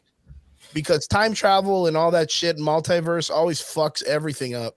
Because then it puts no value in the sense of anybody losing anything because you could just bring it back. Oh well, yeah, I'm not too happy about that, but I know that it's the way that they saved Ahsoka Tano, which I mean, in this one time in life, it actually benefited them the right way. But Is that like a theory or like a rumor that Keanu Reeves is associated with Star Wars? so he's been approached by both Star Wars and Marvel. Okay. Yeah, know a lot Marvel. of people are kind of commenting that they want him to play Darth Raven, Okay. right? Revan, or Dude, him whatever. and him as Darth Revan would be badass. Yeah, it's because he can literally play the part so well. There are several stories, which of course there's a big rumor that Alkalike's probably going to be the one that has Raven in it. The story, which is it really doesn't have a lot of storytelling elements behind it right now. It's really just a name, but Alkalite is usually one of those names derived of like evil and darkness, and it's very much into the whole realm of the Sith. But there's also storytelling of, or there's also rumor that the Game of Thrones characters are going to be doing the Knights of the Old Republic and those characters of like Keanu and them could be coming out in the older variations. Okay. Which I think Star Wars, it's about time that Star Wars expanded in that way and started bringing in really heavy hitters instead of them making heavy hitters. Does that make sense? Because most of the actors that they bring into Star Wars end up doing great films after and becoming heavy hitting actors after. And they don't bring in a lot of big name actors yet. I think it's about that time they did. Got to keep that overhead on. Got to watch out for that overhead, bro. They have the budget. Star Wars has an amazing budget. There's no way. They got it. And then not only that, with what they did with Yeah, but Star Wars is also one of those franchises. Like, you get asked to be in it, you're probably going to be in it. Yeah, you're going to be in it. I mean, fucking the dude that was James Bond. What's his name? The dude that was in the James Bond movies. Craig. Yeah, he was in Star Wars the trilogy. You know that, the new one, right? Oh yeah, but he was like just such a throwaway character. He was a stormtrooper. Yeah. He came out as a stormtrooper that yeah, he was the one that Finn fights with the weird Tonfa thing. Oh shit. No, that wasn't him. Yes, it was. He was the one that Rey tells him to like drop his weapon and untie her. That was his part because he got a speaking role. And that's Craig. And the reason why he came out in it was he's always been a Star Wars fan and he just wanted to be in a film. You couldn't find a better fucking I role. guarantee they could have. I would have wrote it. Literally, I would have wrote him his own. I would have wrote him his own character. Like, I mean, that would be the coolest shit. But yeah, he came James out as Bond. the person. Yeah, he came out as the person that was the one that Rey tells him to put his weapon on the ground and let him go because he's innocent. And I said it was the fucking funniest scene in the whole movie. But there's a lot of people that do that kind of stuff in those films, where they just want to be there for that moment and be a part of that history. Yeah. He hadn't been approached, which they should. When they do the Ezra Miller story and Thrawn's story, you have so many opportunities to have more generals and more, soldiers and things like that. Those kind of like the, what is it called? Like the military, or like the military kind of like talking films, like the drama-esque films. The propaganda, Not like a propaganda film, not like that, but I'm talking about like I don't know, just like a serious film where it deals with more of like the internal workings of like the ships and the politicians and the politics of Star Wars. You could bring a guy like that guy Craig to play the role because of that English accent and the way he carries himself. It would be really, really good to see like them bring those acting chops out in those parts of those films. But do we get Thrawn in this show? Ahsoka? Yeah, guarantee. Yeah, and I'm fucking excited. Both of them. We get both in this season. I don't think we'll get Ezra in the first one. I think like at the very end, we'll get some type of nod that he's still alive somewhere. Okay. But he won't be like the next one will be them going to get him wherever he's at. I think for now it's going to be them finding Thrawn, establishing that he's a villain in some way and that he's got more power than necessary. And it's going to be bigger than they need. And then from there is when we're going to find out that Ezra's still alive. Like he may even show up. That would be really cool. Is at the end of the show in Ahsoka, they get cornered and they have the same type of scene like when Luke showed up to save the Mandalorian people and Grogu. But instead of it being Luke, it's Ezra. Like for the Ahsoka Tano group. Okay. It'd be Ezra shows up and saves them instead. That would be fucking cool because that's what a lot of people wanted to see. What a cool dynamic to have that as the two, like we were saying, where Ezra Bridges could be like the new Luke as one of the other chosen ones. And that'd be a really cool dynamic entrance for his characters, the same way that they brought in Luke Skywalker into the Mandalorian. That would be such artistic work. That would be so fucking cool. My biggest question is, who do you guys think what's her face is going to be playing? What's her name? Mary Elizabeth Winstead. They just announced that the Huntress from Birds of Prey herself is going to be coming out of the Ahsoka Tano series. We do already have a Bo-Katan. So who do we think could be playing? And I do believe that they've already released the character Sabine Wren. There's another French actress that's going to be playing Sabine Wren. Who do we think this character could be? No clue. Tricks? Yeah, dude, that one's a good one. I don't know, man. You know who I wouldn't mind her portraying? The Light Queen. Remember this? The daughter. I wouldn't mind her playing an iteration of the daughter. Okay. I just don't want it to be like an obscure character. Like I just You want it to be a real character. Yeah, it's not a throwaway character. Like I just mean, what that would about be the more. chick in the original story that married Luke? Okay.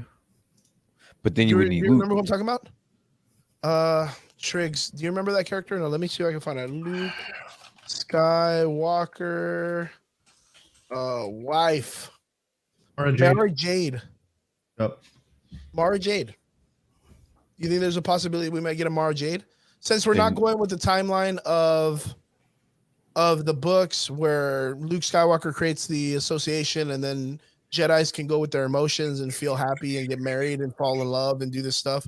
And then we get Mara Jade. Do you think there's a possibility they could write in Mara Jade as excommunicado character that was going to be a Jedi, now is a space transporter slash. I almost see her being some sort of like high assistant or high like advisor to General Thrawn.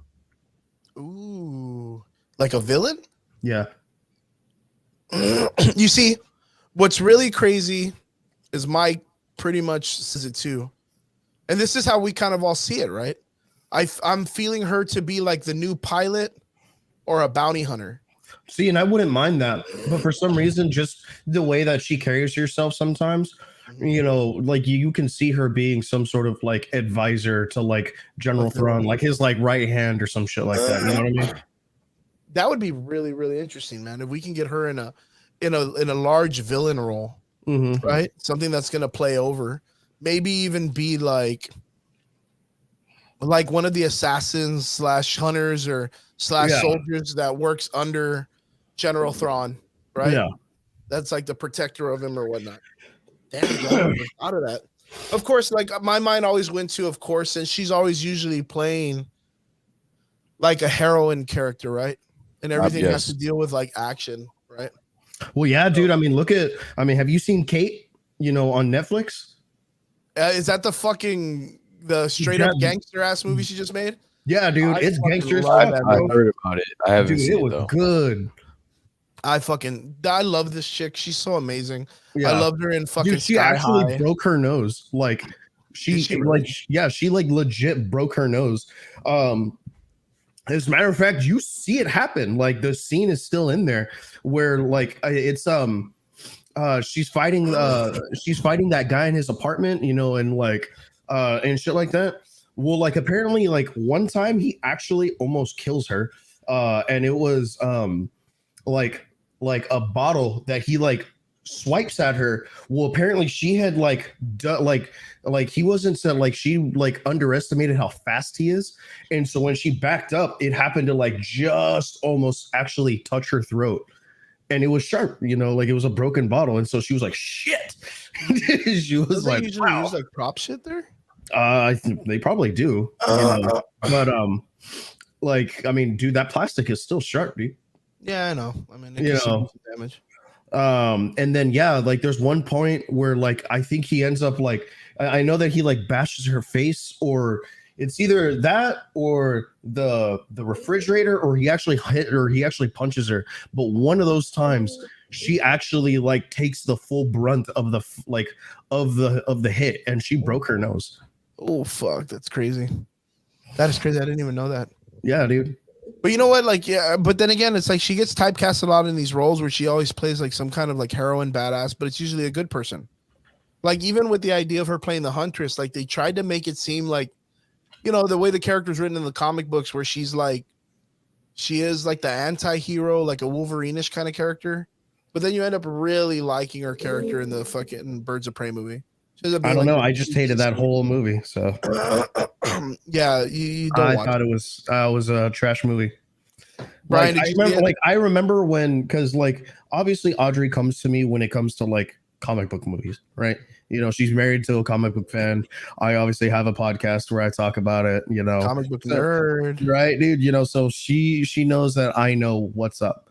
So like I remember I told her, I was like, I've seen Birds of Prey. And so she was like, okay, what do you think? No shit, what do you think? Like, give it to me. And I was like, this is a weak fucking movie, dude. Like, no shit. You should tell. I was like, you should just watch Suicide Squad and be done with it. Again, Michael Betancourt with a really, really great comment. You know, Inquisitor. I would love her as an Inquisitor, dude. The Inquisitors are coming, like in full force. You They're think coming. so? I kind of like know so. Dude, They're coming. Dude, honestly, if that's the case, I'm gonna fucking re-download Fallen Order and I'm gonna replay it. Fallen Order, we've talked about it plenty of times here. Fallen Order is my shit. But I honestly, I do want to go back to, I think Vince and Rob touched on this. I think the biggest travesties to me personally in the Star Wars lore is what they did to Darth Maul. And I know they kind of fixed it with the Clone Wars. No, they didn't. But They fixed the fuck out of it in Rebels. Yeah, I was in Rebels. I was like, I mean, dude, sorry. but like he has a really good like return. Live, but Yeah, no, Dave Filoni live took care of that guy, action. man. No, I'm about like live action though. Like a live action, yeah, he got shit either on. movie or series, I think is due. Yeah, you're definitely correct. I think Darth Maul deserves to. I think the story in between of Darth Maul, it's so rich and it's so full of adventure that it deserves to be live action. Like a lot of people don't know is he was actually the head of the Mandalorian for a bit. Like he legitimately won a fight against the head of the Mandalorian and was the real owner of the Black Blade. And he was in charge of the Mandalorian culture. What Bo-Katan was doing in Mandalorian, Darth Maul was sitting in that position. It's illegal because he never lost And it, right? the reason why Bo-Katan even got the Black Blade was because she fucking stole that bitch from him. Yeah, The only other person who is legitimately the owner of the Black Blade is Obi-Wan Kenobi, because in the end, he ends up stopping Darth Maul. So he is the actual owner of the Black Blade, where all of those bitches are all talking about, oh, well, I got it now or whatever, because they got it off of that dude in the Mandalorian. They didn't get it the right way. They stole that shit. Even if Bo-Katan takes that shit from the Mandalorian and no matter. It's Obi-Wan's. Obi-Wan. And originally it was Darth Maul. That's an interesting story, man. And then Ahsoka Tano even frees Darth Maul in one of the stories, and they even help each other out in several times. In fact, Ahsoka Tano and Darth Maul have some of the most interesting dialogue conversations between each other, because if it wasn't for Darth Maul, Ahsoka Tano wouldn't be so open-minded to being that great Jedi that everybody claims she is. She wouldn't be that way if it wasn't for him. Yeah, and Ahsoka Tano beat him in combat. So that's why it's even fucking crazier. Yeah, she doesn't claim it. She allows Bo-Katan. Yeah, she actually gives it to Bo-Katan, if I'm not mistaken. But yeah, it's super crazy. I think the Darth Maul story needs to be brought out more, at least fleshed out more. I think the ending of Darth Maul when they did it in the Rebel story was so poetic. It was, dude. Like it was. If you haven't seen it, man, they know who Dave Filoni knows how to write a fucking story. Yeah. That's all I know. Like imagine putting him into like an MCU movie and be like, write it. Yeah, it'd be beautiful. Robert, I am totally good. I've been dealing with a little bit of cough for a couple of days, but I'm fine. I'm taking meds. I'm doing a lot of drugs. Just doing cocaine off of everybody's back when I see them. I find every person with no hair, kill it with poison. I just kick dude. them in the back of the knee and they get on one knee, dude. And I do coke right off the top of their head, dude. Fuck and I'm ready to go, dude. There you go. And then slap them right after. And I slap them on the cheeks, bro. Get out of here, table. Get out of here, tabletop. Thank you so much for helping me out. Yeah, but I'm good, man. The weather has just caught up with me. I'm one of those kind of Mexicans. So, cocaine and yeah.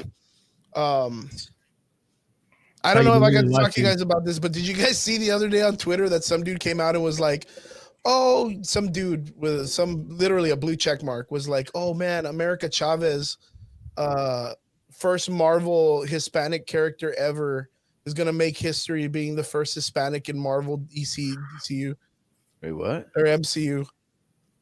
Yeah, that America Chavez is going to be the first Hispanic person in the MCU. And someone Hispanic was like, person or Hispanic superhero? well, she claimed both. So the dude said first Hispanic person. And someone was like, Gamora? Isn't that actress Hispanic? Zoe Saldana? And then someone was like, yo, what about Ajax, dude? Salma Hayek? Isn't she Hispanic? What's the Pena dude from fucking Ant-Man? Yeah, literally. There was so many people. Yeah, he just got shit on, dude. Just got shit on. But dude, honest to God, like I know that this is a thing. She's not Puerto Rican. What's his face has actually openly said that like that he's like recapped the entire Marvel like Infinity Saga, but like as that guy, and that there's like film of him doing it. Oh, that'd be great. The Pena guy. Yeah, Michael Pena. Yeah, like I love him, by the way. Like there's supposedly video of him like recapping the entire Infinity Saga as like that character in the way that he does it. Yeah, I need that. I didn't know I needed it. I didn't know I need that, but I need that shit. Yeah, Chris, you need that shit too, bro. Yeah, bro, I would see a fucking straight hour-and-a-half movie of him just recapping the whole really I fast. need that. Getting into this talk really fast, I just got to get it out there real quick, just so we're on the same page. Okay. Fuck that guy. Yeah, pretty much. Fuck that guy. Wait, what? No. He's a Scientologist, but the other guy, the one that said America Chavez is the first Hispanic person. Yeah, not the cool guy, not the cool guy from Ant-Man. I love that guy. Okay, so this guy, like Robert says, isn't she Puerto Rican? She's not Puerto Rican. Or Colombian? She's not Colombian. She actually comes from a whole different multiverse that doesn't have like different, like the ethnic races we would have in the United States or in the world that we live in. She comes from a place called the Utopian Dimension. They're not Puerto Rican. They're just people that look as if they're a part of that culture. Like it's very weird. That's because super funny, dude. Because I'm not Mexican, but I look Mexican. Yeah, but if you were from another planet, you wouldn't be Mexican because there's no Mexico on the other fucking planet. Like you would just specifically be an alien that looks like a brown person. You're literally an alien. Yeah, so the idea is that's where the other point that everybody jumped the shit on this guy because they were like, bro, he's not even from here. like America Chavez ain't even from here. She can't be Puerto Rican. She can't. But not only that, he's just not accurate in his statement, though. Yeah, not at all. And the guy was not accurate in the statement, though. Supposed to be like a comic norm blue check guy that's always like sprouting for Marvel and stuff like that. I mean, I think his heart was in the right place, saying, this is dope. Definitely, definitely. We finally get like but you're not right though. Yeah, we get what he's trying to say. We get the idea that it's something to be excited for. Again, Brian Triggs will vouch for me on this. I'm probably one of the only 3 people that are excited to see America Chavez in the comic book realm come out in the TV and to come out on live action. Everybody that reads comic books is not excited to see America Chavez because they know she sucks writing wise. I am because I think they can fix her. Plus, I was a big fan of hers in the Ultimates comic book. I think that was the best writing for her character. I like her power set. I think they're going to do amazing things. But yeah, I don't need any of that fucking give me representation shit. I don't need Namor. I don't need any. I was gonna fuck you because I was gonna say the exact same thing, bro. Like you're excited to see America Chavez, but when I bring up the name Namor, you said, "Man, fuck him." Look, check this out. I have superpowers, Brian. Okay, and I'm gonna put my thought into Trigger's head.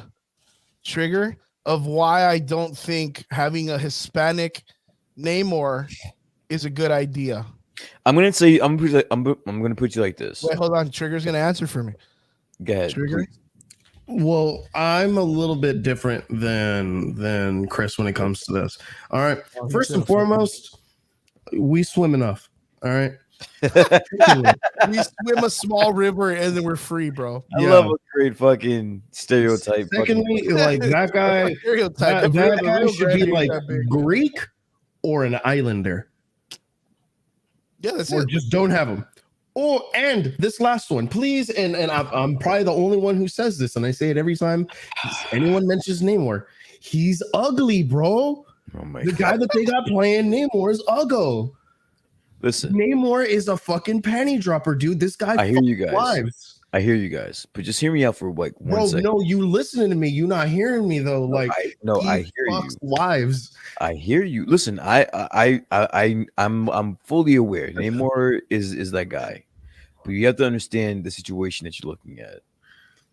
He's being introduced to a $1 billion movie. You're telling me you couldn't get Luke Evans to do that shit? I'm just Yeah, saying. Luke Evans hot as shit, ain't he? I'm not in Yeah. charge. I'm not in charge of who is hired in that situation. What I'm saying is, you are not going to get a more exposure than a $1 billion movie. Yo, Like, appreciate that shit, bro. Brian. Dude, you're not understanding me, bro. This isn't some low budget fucking bullshit fucking movie that That's why you I'm guys. saying Luke Evans. You guys are nitpicking on his fucking. Do you want to fuck him or what? Like you're nitpicking shit that doesn't matter. I at the end of should the want to day, fuck him. bro. That I should want to fuck him. Well, I'm sorry that he's not the guy you want to fuck, bro. I'm sorry. Brian, quick I don't know. question. I don't know. Go ahead. Go. Quick question. Go. This is ridiculous to me, by the way. This is ridiculous. if, Fucking ridiculous to me. By the way. if you were gonna typecast Namor, who would you choose? I don't fucking know. But what I do know is that if there wasn't a representation of my culture in the MCU, I wouldn't give a fuck. I wouldn't give a fuck who the fuck it. I'm not trying to fuck him, bro. Like, I don't care. Like, I don't care how his acting chops are. It's an MCU movie, bro. Like, I knew of Chadwick Boseman, but like, dude, Chadwick Boseman, it could have been anybody as Black Panther, bro.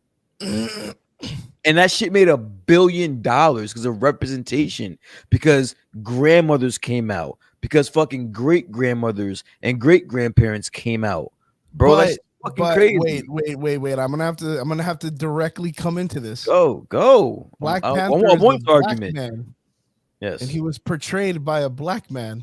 Yeah. Aquaman is literally drawn as a fucking Asian dude. You're being for 100 semantics guy. You're years. being semantics guy, bro. Like, Listen, oh, man. we're Mexican. It's come on, bro. Cut me a break, man. No. Straight up. Cut I'm me a break. 100% sure. The character is literally drawn as an Asian influenced character, Okay. and they're choosing a dude who looks like I voted Pedro from Napoleon Dynamite. You are getting the. Who cares, man? Who cares? You have somebody that your nephew, that your son, your future daughter can fucking look up to in the future, bro. Who cares? Bro, I got Gamora for that. You're being semantic. Oh, Yeah, I got Gamora We're for just that. fucking with you, I Brian. got Gamora. We're just writing you, Brian. I'm gonna bow out after that one. Yeah, All right? we're Yo. we're just I got fucking Gamora. with you. Uncle. Look, I got straight up, Ajax. I'm I good. have I have faith in Kevin Feige. We've talked about this a million times. Oh yeah. Of course, this guy wouldn't be my first pick, Pick. but there's something about him that Kevin Feige sees that we don't yet, and they're gonna bring it. Right. That's all I know. That's all I know. You're not wrong, right? Like, we're not in the board meetings. We're not in the fucking casting meetings. We're not the ones making the phone calls. So ultimately, yeah, like, you're right. What do we know? We're just on a dinky little podcast talking shit. But nonetheless, of what he's been attached to, they haven't really none of them have really been all that big. Chadwick Boseman had at least biopic experience. Like, he was Jackie Robinson. yeah, Jackie Robinson and James that Brown. and James Brown. James Brown. He was everybody. Yeah. Yeah, so like, granted, his acting chops weren't really all that big, That's but the guy had some heartfelt stuff that you got to see some good range out of him.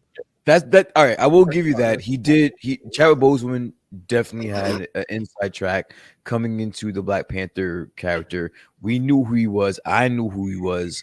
Like, I loved everything that he fucking did before that. So Yeah, I it's knew who amazing, he man. was. Yeah, like I didn't know his name, but I knew his work. So when they were like, when I was like Chadwick Boseman, so I looked him up and I was like, oh, that guy, got it. Okay, cool, sick.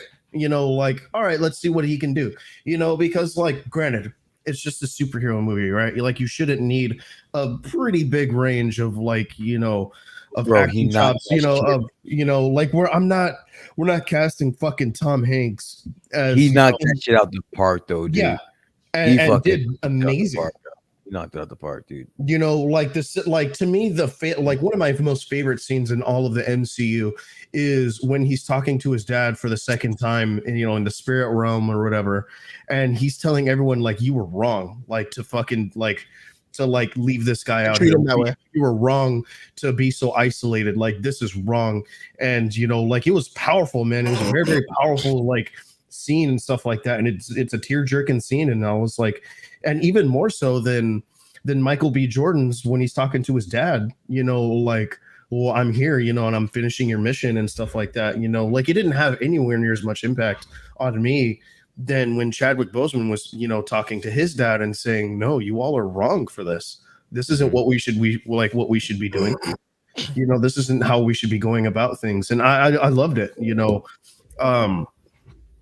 He brought an emotional range to the MCU that you just didn't see beforehand. Yeah. Now, now if we talk about like other actors and stuff like that, granted, it's Namor, right? Namor is like one of my most hated anti-heroes in all of comics. Yeah, he's not really liked. I fucking despise. I mean, Brian, we were just talking about it last week when I was telling you about the incursions and all that other stuff. Remember? Oh, dude, that guy's a piece of shit. Yeah, dude, He's a dick. I get it. He's a dick. He's a dick. But I mean, he's not. I don't know. I just think that this could be beneficial in the long run. That's what I mean, this is a great way to get the Hispanic people in the black community to hate each other real fucking quick. I'll tell you that much.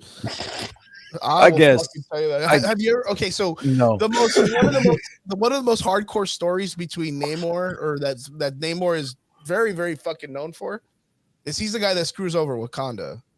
Yeah. Oh, dude, he sacks Wakanda. He fucking sacks Wakanda. He literally like drowns everybody. And then later on, Thanos and them go into fucking Atlantis because they're looking for his son Thane. And Namor literally is like, oh yeah, the Infinity, because you know how Thanos is going around looking for the stones in the movie, right? Yeah. Well, he's doing it in the comic book, but he's looking for his kid Thane. And that's when he's like, oh, it's in Wakanda. The Power Stone's in Wakanda, or the Soul Stone. And it's not. It's fucking not in Wakanda. But he just straight is like, yeah, it's over there. Go that way. And that's when they send Cull Obsidian and Proxima Midnight, which is the scene from Infinity War, right? When they line up. Best fucking thing is the line that Chadwick Boseman says, you know, the only thing that you're going to get here is sand and blood, or what does he say? Oh, yeah. Yeah, and he was like, yeah, if you move towards Wakanda, the only thing you'll find is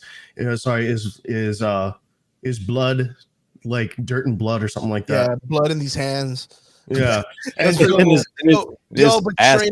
straight up, then Black Panther is challenged by Cull Obsidian, who's Black Dwarf in the comics, and Black Panther beats the fuck out of him.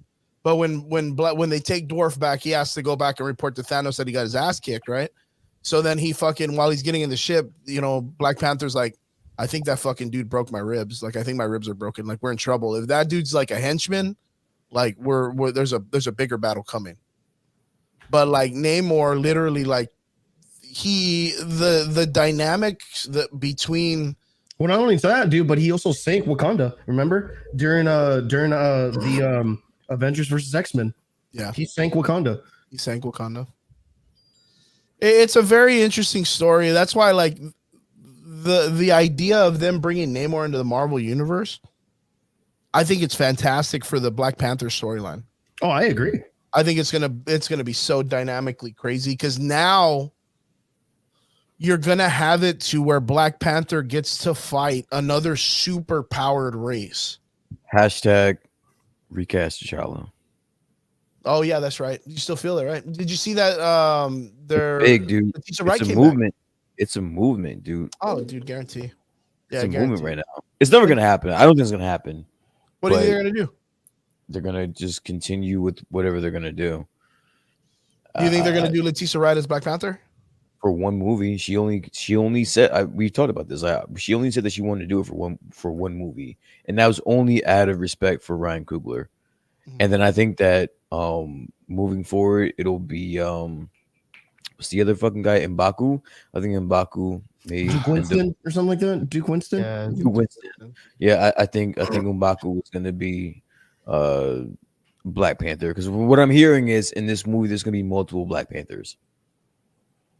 multiple Black Panthers. Yeah. Oh, interesting. Well, fuck. Well, I'm Yeah. looking at pictures of Tenoch Huerta, which is the guy that they want to play Namor. Do you want to fuck him? I mean, he's handsome. Nobody in some of wants to these fuck photos. him. I mean, I pull more than this dude. he's a staggering looking man. He looks like he's seen some shit, but I mean, so they'll clean him up and they'll make him look the part, man. I have faith in the Feige, man. It's just Yeah. what it is. I have faith in the Feige.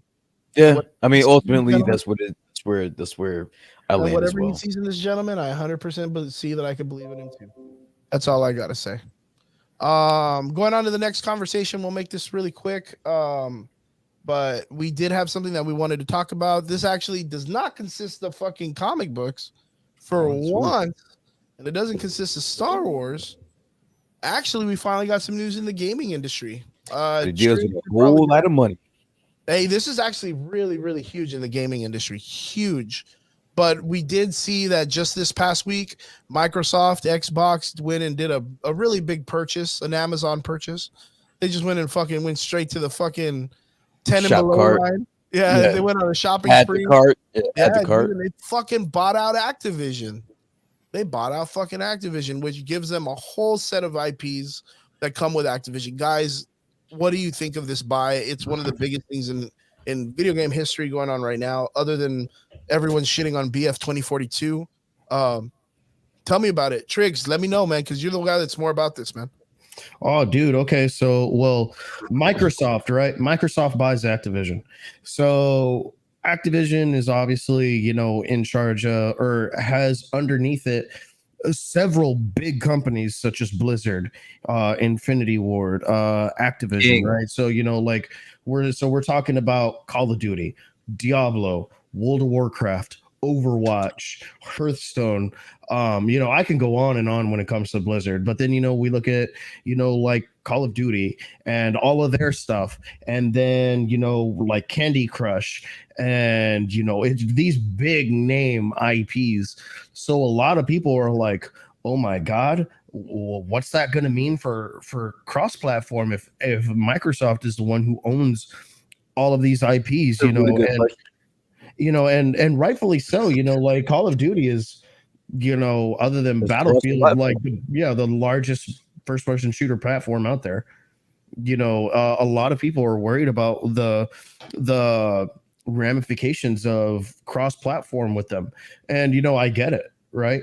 Sony is just fucking losing their shit right now because they're like, dude, we're losing all of these big name like IPs that we've cross-platformed with for years, and like, what are we gonna do now? If you're Microsoft, I'm sorry to cut you off.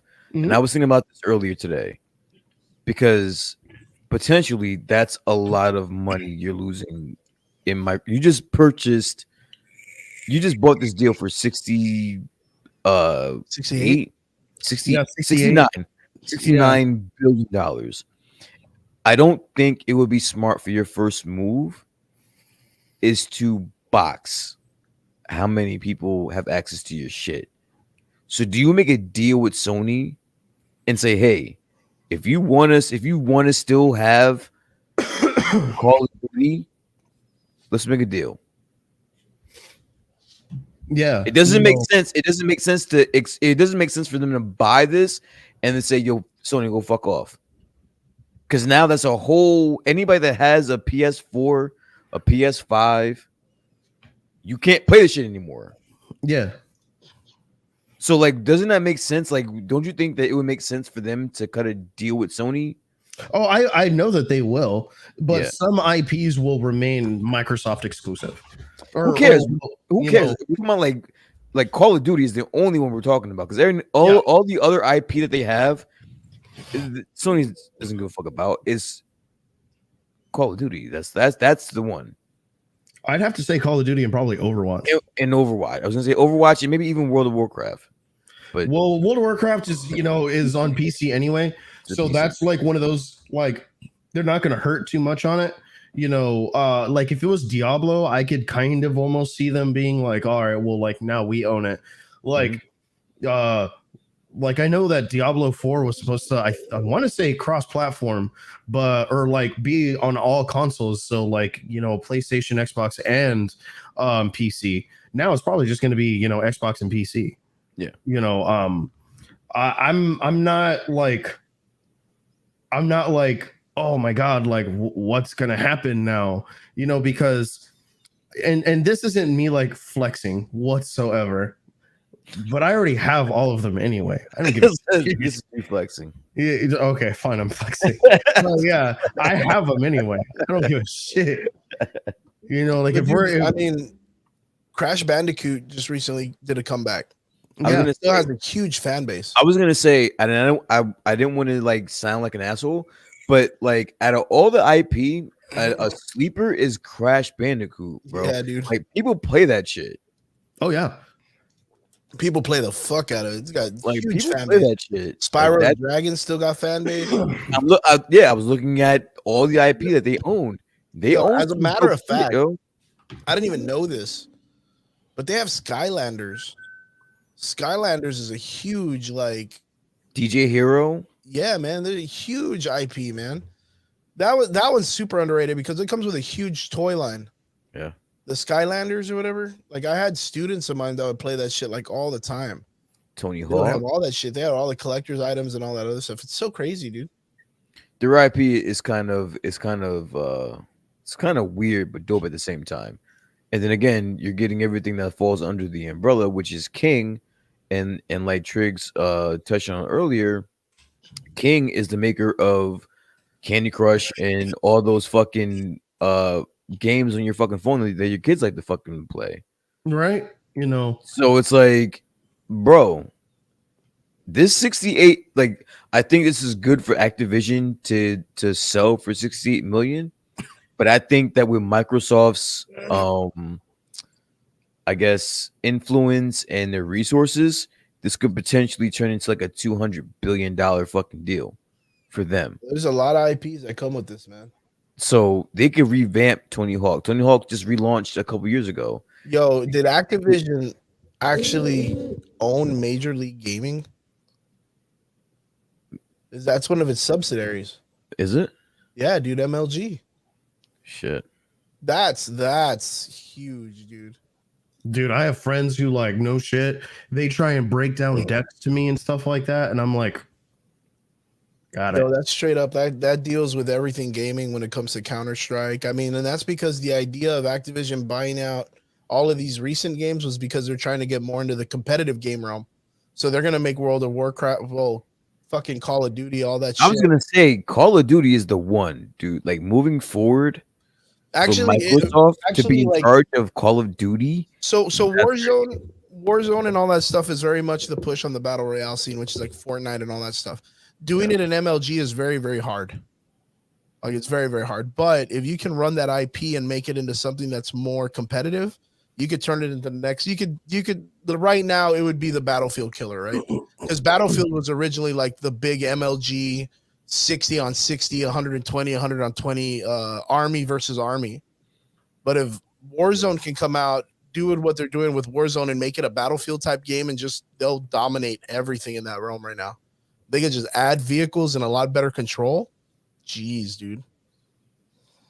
That's super exciting to know. Super fucking exciting. Yo, with this, like, you said Overwatch? Wouldn't that mean League of Legends is part of this too?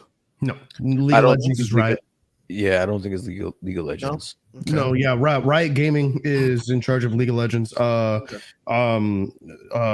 Activision, sorry, it's Blizzard is in charge of World of Warcraft, Hearthstone, fucking Heroes of the Storm, I don't StarCraft, Warcraft, all of those. honestly. I know this is like Infinity Ward. big, and this is like a shock value type of a deal, but I don't see Sony panicking over this. I don't see them panicking over this. I mean, I'm sure that man. these guys have like had their talks. Like, okay, we're gonna buy this company. Good question. Let me reach out to Sony and fucking whoever the fuck is in control of Sony at the point, at the moment, and being like, hey, we're gearing up to buy these people. Make your offer. Yeah, Yeah, I don't see Sony blotching at anything right now, man. nah, bro. Get the No, fuck not out at of all. here. They've kept themselves for what they've done with the Spider-Man franchise. They've literally like Their PS5s are still fucking. yeah, they're still $800. killing it, man. Yeah, they're still killing it. There's no He's not worried about yeah, this. they ain't doing nothing, man. They ain't hurting. He's not worried. Yeah, About I mean, for years, if you think about it, for years, all of these games were exclusive to PS2, PS3, PS4. The Xbox would be the thing that gets games like a week later after Sony players got it. The PlayStation people. Yeah. That's just gonna change. You know what I mean? Did it kill off the Xbox and Microsoft? No, they just allowed it to happen and what it is.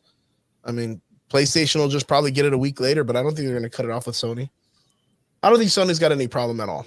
No. I think Activision just bought No. a franchise that was probably down and out already.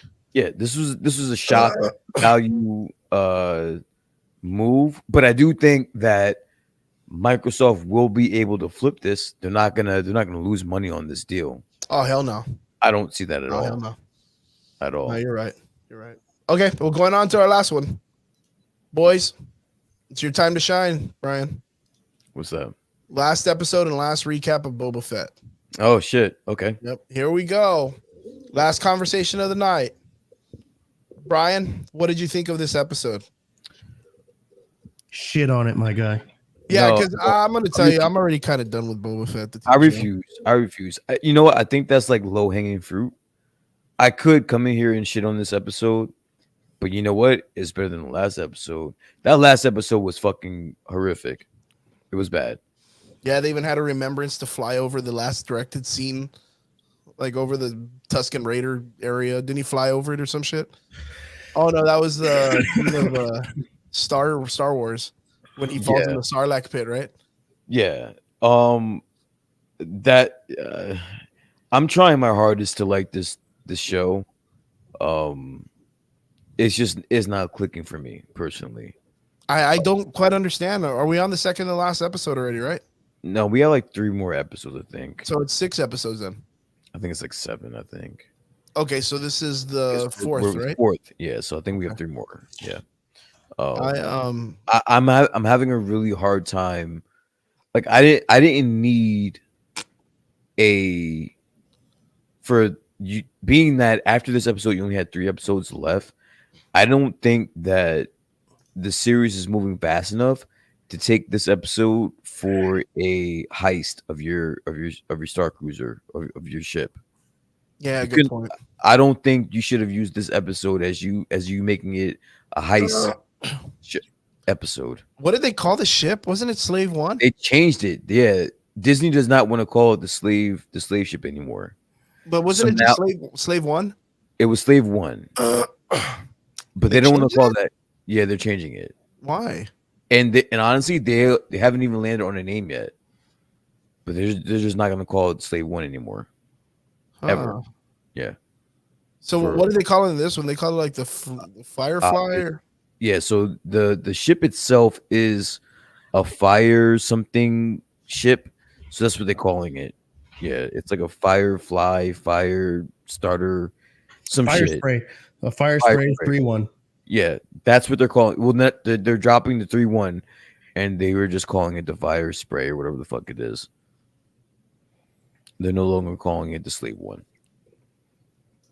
The Fire Spray 31 Class Patrol. Yeah. Uh, Speaking of which, I did hear anybody. I'm sorry, spoilers. But if you guys are subscribing to the fact that Mando will be coming soon in this series, that he's going to be sporting a new ship as well. Really? Oh, Yeah, So it's going to be a blown up, continuation from after, or what? What's that? Is it going to be a continuation from the Grogu series, but after? Yeah. Oh shit! But I thought all of this was like a precursor to it. No, this is after. But he doesn't even have his fucking suit. What do you mean? He does.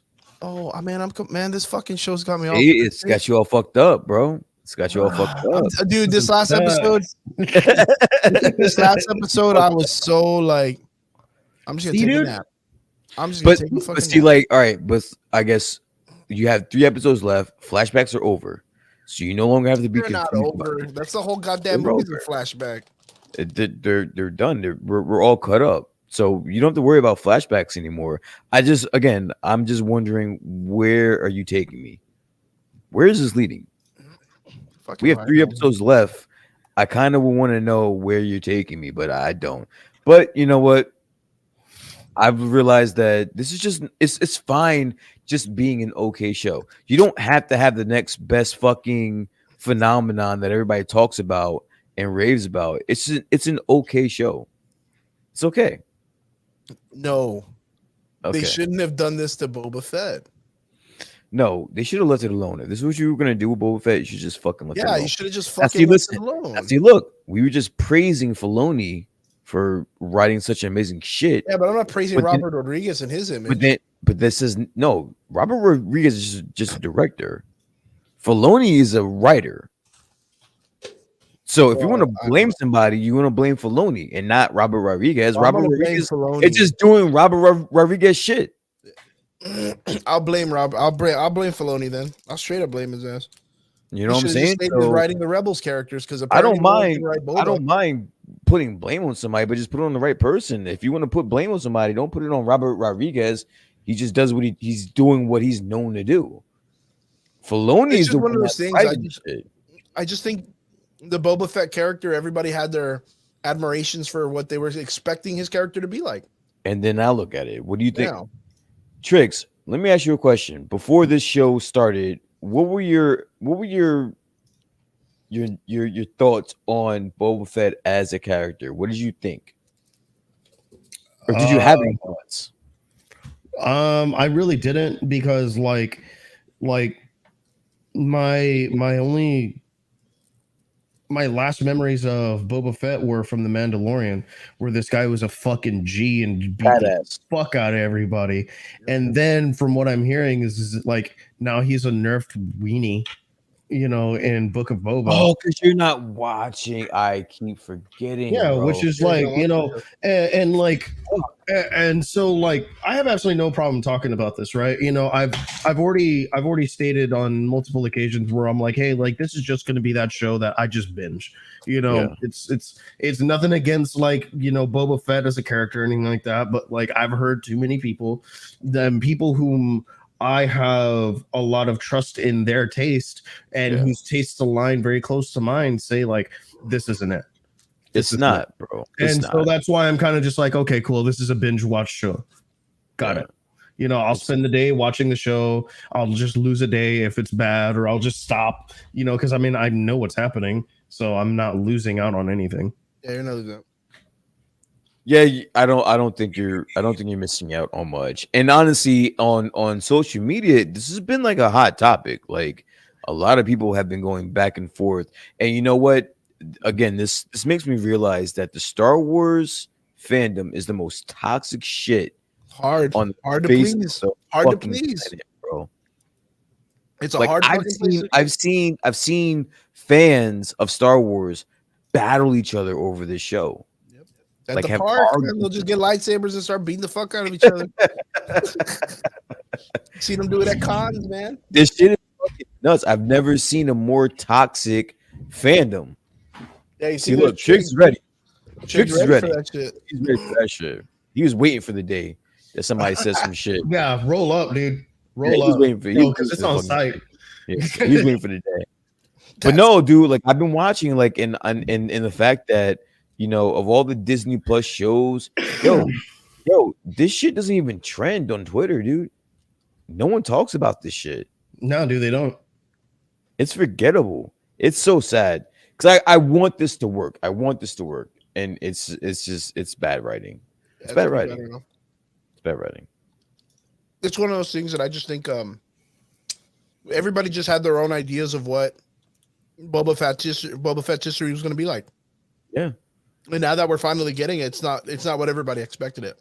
I don't think that. I think that they're not emphasizing the right things. You can't get me interested in the Tusken Raiders and then kill them off after like the second or third. Yeah, the second. I mean, episode. but that's what when it comes to writing, that's what creates turmoil in the audience. You know, the audience is you invest and then you take from them, and then there's the situation of grief and remorse from all these things. But we didn't feel that way Because there's no yeah, payoff. Because yeah. there's no anticipation of a payoff. If you take the Tusken Raiders away from us, there's no payoff unless you get the kid and then the fucking chick that may come up. The later writing on. of the payoff was supposed to be in this episode when Boba tells Finnick, well, we need to have a tribe. We need to have a tribe. Yeah, and I get that. What does that mean? That's the writing that was, he learned that from the Tusken Raiders after being a prisoner for 3 days and then being cool with them for a day and then training whatever and doing drugs for 2 days. And like Chris, he got ask you a that in a question. week. All right. Chris, let me ask you a question. Triggs, I can even ask you this question for it, because Yeah, man. you're a fan of the lore. Anybody in the chat, please answer this question to me.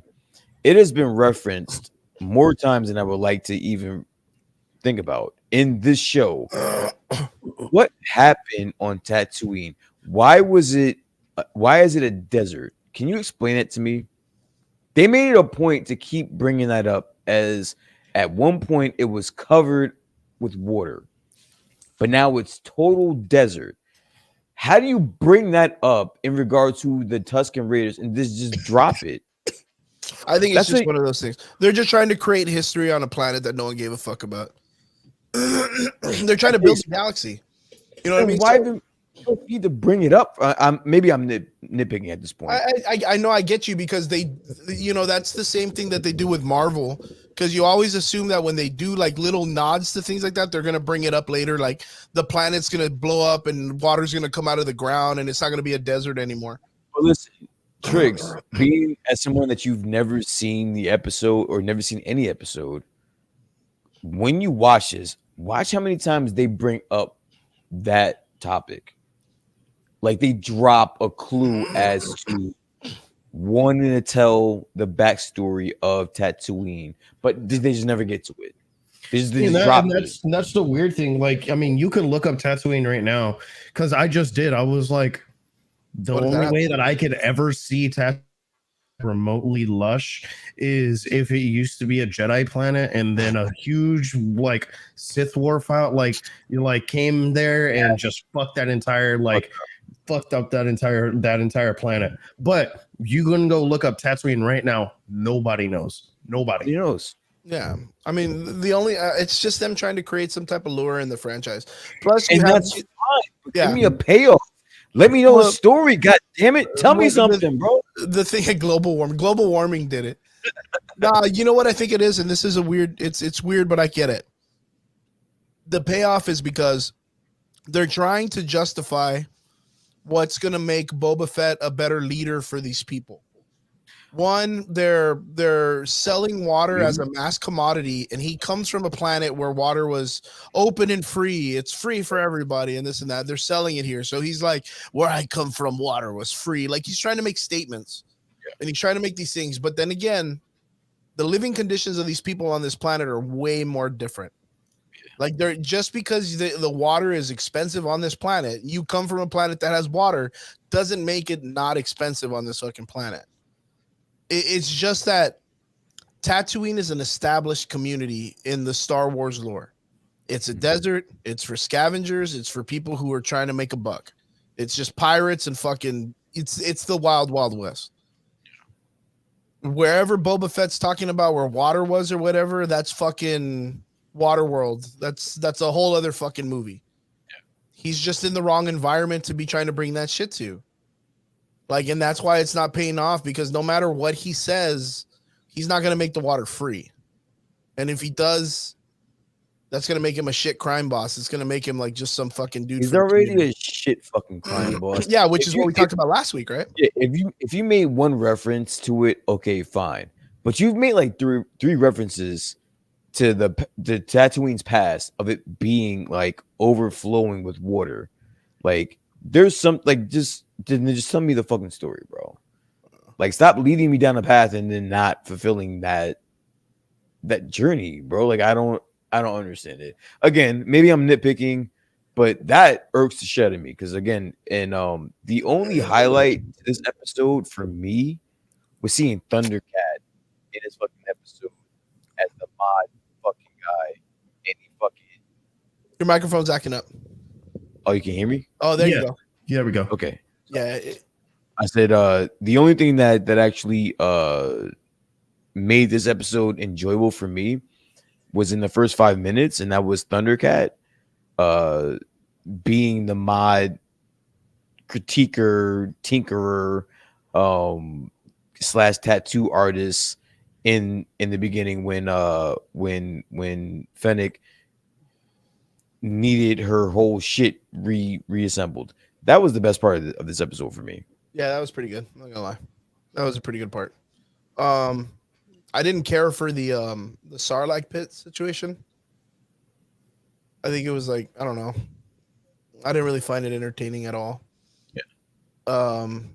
I don't know. By that time, I was already checked out. The episode already lost my interest. Sure. I just don't have any interest in the show right now. I think for what the last 3 episodes have done, it didn't sink me. I kind of want to like get into spoilers, but like I know that Trix hasn't watched it. Oh, Trig's not gonna mind. Yeah, Trig Yeah. doesn't mind. If you want to talk Okay. spoilers, that's fine. All right, cool. Well, there is spoilers that being that they did play the Mando theme song at the end of this episode, that we will get a Mando appearance in the next episode. Don't you think Either- that's kind of sad that that's either- what's gonna take to get people entertained to watch it? No, See, now No. I'm actually like, okay, maybe I'll go watch it now. Yes, If I'm gonna get see? Mando, I'll See? go watch it. and that's the reason why the answer to your question is no. It's perfect. It's perfect because anyone that wasn't watching it and someone that was on the fence, now you're gonna watch the shit. I didn't even like, tell you the truth. I didn't even care about the music at the end. Well, I'm I letting was you already know. checked out. I'm letting you know that is a spoiler. Anyone that's watching, if you watch this episode, when Boba was talking to Fennec and he said we need help, and she said, well, listen, you got money. I know bounty hunters that will work for that money. And then The song and already. then the song came on. And so now you know that fucking Din Djarin is coming. Either Din Djarin or Bo-Katan is coming. Somebody from Mandalorian is coming on this next episode. Oh, that's cool. I just don't know. Like, it's like I said, like, It's a cop out. But who cares? I'm with it. I'm bored. Give me and something. that's the problem. Like, don't you like what I'm trying to say is Boba Fett is such a legacy character that don't you think they should have taken a little bit more effort to make it better? But we didn't. And then we got it's taking the character that they just banked off of, which was an original character based off of Boba Fett. Now they're bringing him, and that's what's going to save Boba Fett's own fucking storyline. It's sad to see that even the actor himself came out and said he did not like the way that he was portrayed in this film. I mean, that's what we talked about kind of like in the last episode, in our last episode. Yeah. But I mean, honestly, I was kind of criticizing the people for jumping to conclusions and only having 10 minutes of Boba Fett prior to anything to base it off of, and I didn't understand why he got such a badass moniker. But even if that were the narrative, they're neutering him. He Oh, is definitely. nerfed. He is nerfed like a motherfucker in the show. And it is kind of at this point, I get where everyone's coming from. I get it. So by chance, is this the final episode of him taking a shower? Like he's not gonna be in that fucking bottle anymore? I think they were only using that for flashbacks. So yeah, But is he it done? was- Because they said he's 100% he's healed now. 100%. And I'm hoping, you know what? I'm hoping that was the reason why he wasn't tanking anybody or getting his ass kicked, was because he was always less than 100%. Like injured or some shit, right? Yeah. Like yeah. So he now had he's muscle or some 100%. shit. If we go in this next episode and they get into an altercation and he gets his ass kicked at 100%, I'm never watching it again. I'm done. I mean, no, because from what it looks like, and if I'm not mistaken, because I want to say I'm watching this right, he's at 100%, and he's going to go get his armor. he has his armor. So then that scene was not a part of the flashback before he gets his shit. Bro, we wasted 10 minutes. The Mandalorian. We wasted part. 10 minutes of him looking for his armor that wasn't where we all knew where it was. Yeah, we already know how he got his fucking armor. He got it from the Mandalorian show. We know Not only dude that, and but I mean everything. like in this episode, he went looking for his armor. and he He couldn't went find looking. He couldn't find it. He went back to the Sarlacc. it. Yeah, so Thinking- so thinking the that it's still Mandalorian in. scene is just going to be a reference to when he goes to the Mandalorian's thing and gets his armor, right? His armor. Okay. Well, I get no, because we're done with the flashbacks. That's actually a flashback. We're done with the flashbacks Okay. because this whole episode is when he met Fennec and he got her modified and now we're up to date. So if we have any flashbacks, I have no understanding on why we're doing that at this point. So 'Cause the we're all caught up. Mandalorian. Caught up. So the Mandalorian coming out in this episode. Is his friend? Okay, so this is already like them They're past friends the now. Mandalorian series. Yes. Okay. I think I'm caught up. They already know each other. They're already cool. They already went through the Mandalorian shit already. Now we're in the Boba Fett shit after the Mandalorian. So that's why Fennec was like, we know people that we can call. And what I'm hoping to God, what they do is we get some type of like bounty hunter coalition with Bo-Katan, with Boba Fett, with Mandalorian, with what's a Black Chrysanthemum. That would be Black fucking Chrysanthemum? yes. Okay. I think that would be dope. And can we talk about how he's a bad drunk, by the way? Did you- Black Chris Hansen? The I mean, Wookiee? yeah. I mean, he's funny as fuck though. I didn't see Jake- where this. I didn't see why this character was so much more cooler in this episode than the other episode that he was like just fighting a bunch of kids. I didn't think he was cool in this episode at all. Again, you made him a bitch. He was sitting there getting drunk and then decided to just fuck some people up for no fucking reason. The Wookiees hate those reptile dudes like they've been at war before. They just I- literally hate those people. I get it. I But I, don't. mean, it I was just like, can't- I don't, because that was real random as shit. Yeah, Trix has no idea what the fuck we're talking about. But that scene with him with Black Chrysanthemum in the bar, and then he just goes ape shit for no fucking reason because he's a bad drunk. That shit was weak, bro. Yeah, it was really unnecessary. It was an unnecessary scene. I think they just needed to make sure that the audience still remembered that he was in the area, and Boba Fett's gonna lock him up, or not lock him up, but get him on the squad, because it's gonna be like the comic books. In the comic books, they're all a big ass. They create like a squad of bounty hunters. That's what I want. You give me that, that'll save the season. I mean, That'll- that's gonna be his tribe. Yeah, no. If He's just you gonna if, tribe up with a bunch of bounty hunters. if you give me that, I think that will save the season. But it's gotta be either Bo-Katan or it's gotta be Din Djarin also in there. Shit, man. If you don't I give don't me know, one of man. those I mean- two, if you don't give me one of those two, then I don't give a fuck about your little. Yo, what if fucking- they end up bringing the little girl, the one that he's like, calm down, princess, or whatever in the Mandalorian? Nah, Because fuck that. Bo-Katan coming in is a heavy hitter, and Yeah. then you bring in the Mandalorian, That's a heavy hitter too. but they're So all you gotta wearing the give me, same you gotta costumes, give, man. you gotta give me one. You gotta give me one of those two in order for me to give a fuck about this guild. I This little think more than likely, just by chance, you're probably gonna get that little girl, and she's a wrestler too, right? I think we're getting Bo-Katan. That I would be think- nuts, man. I honestly think that the Mandalorian thing was a misdirect, and I think we're getting Bo-Katan in this next episode. Shit, that'd be crazy. That would be crazy.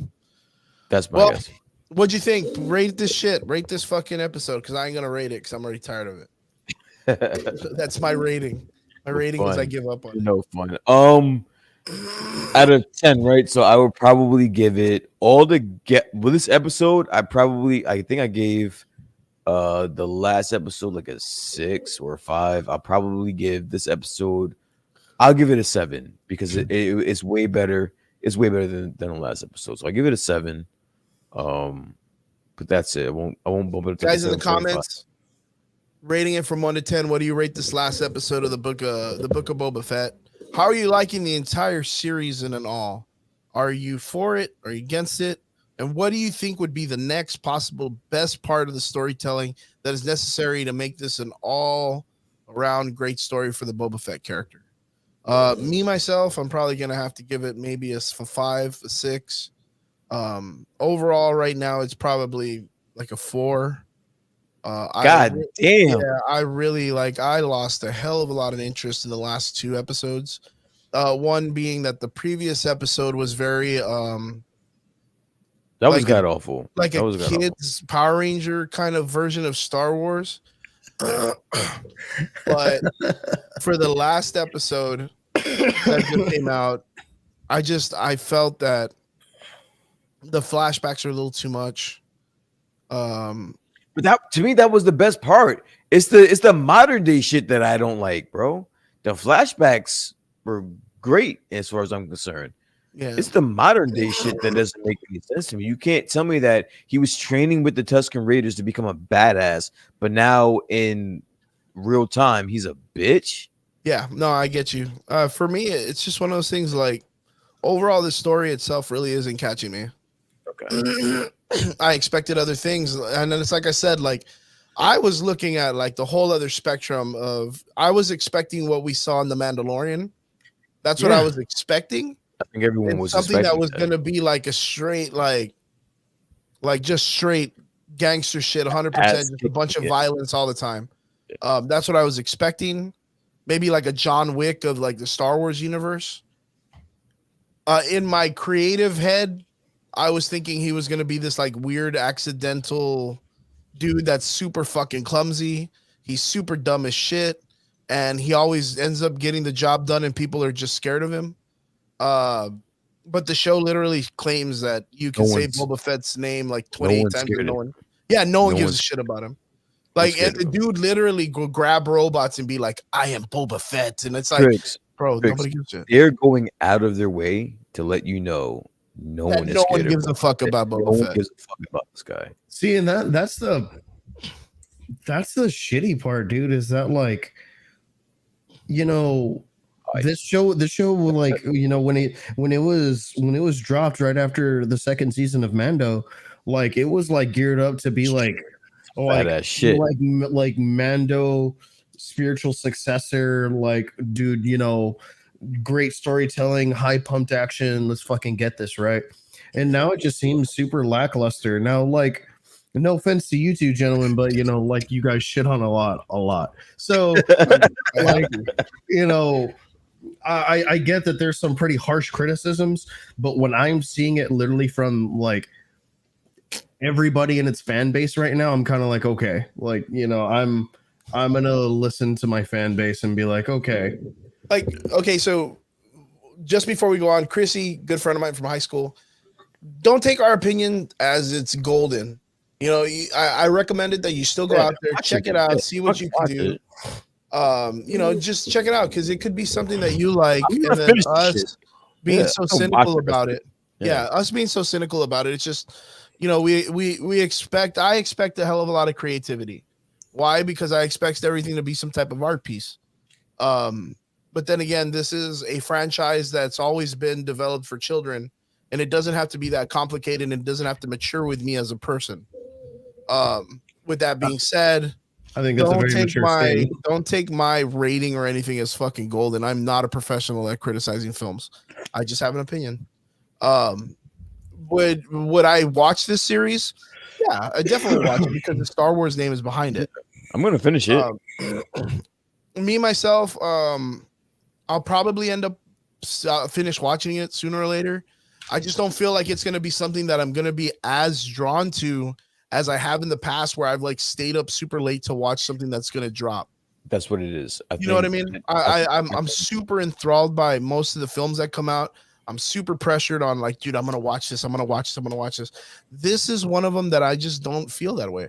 The best thing that I think I saw was that Disney Plus has been giving us shows that we are staying up until 3, and from my on the East Coast, we're staying up till 3 o'clock in the morning to watch. Yep.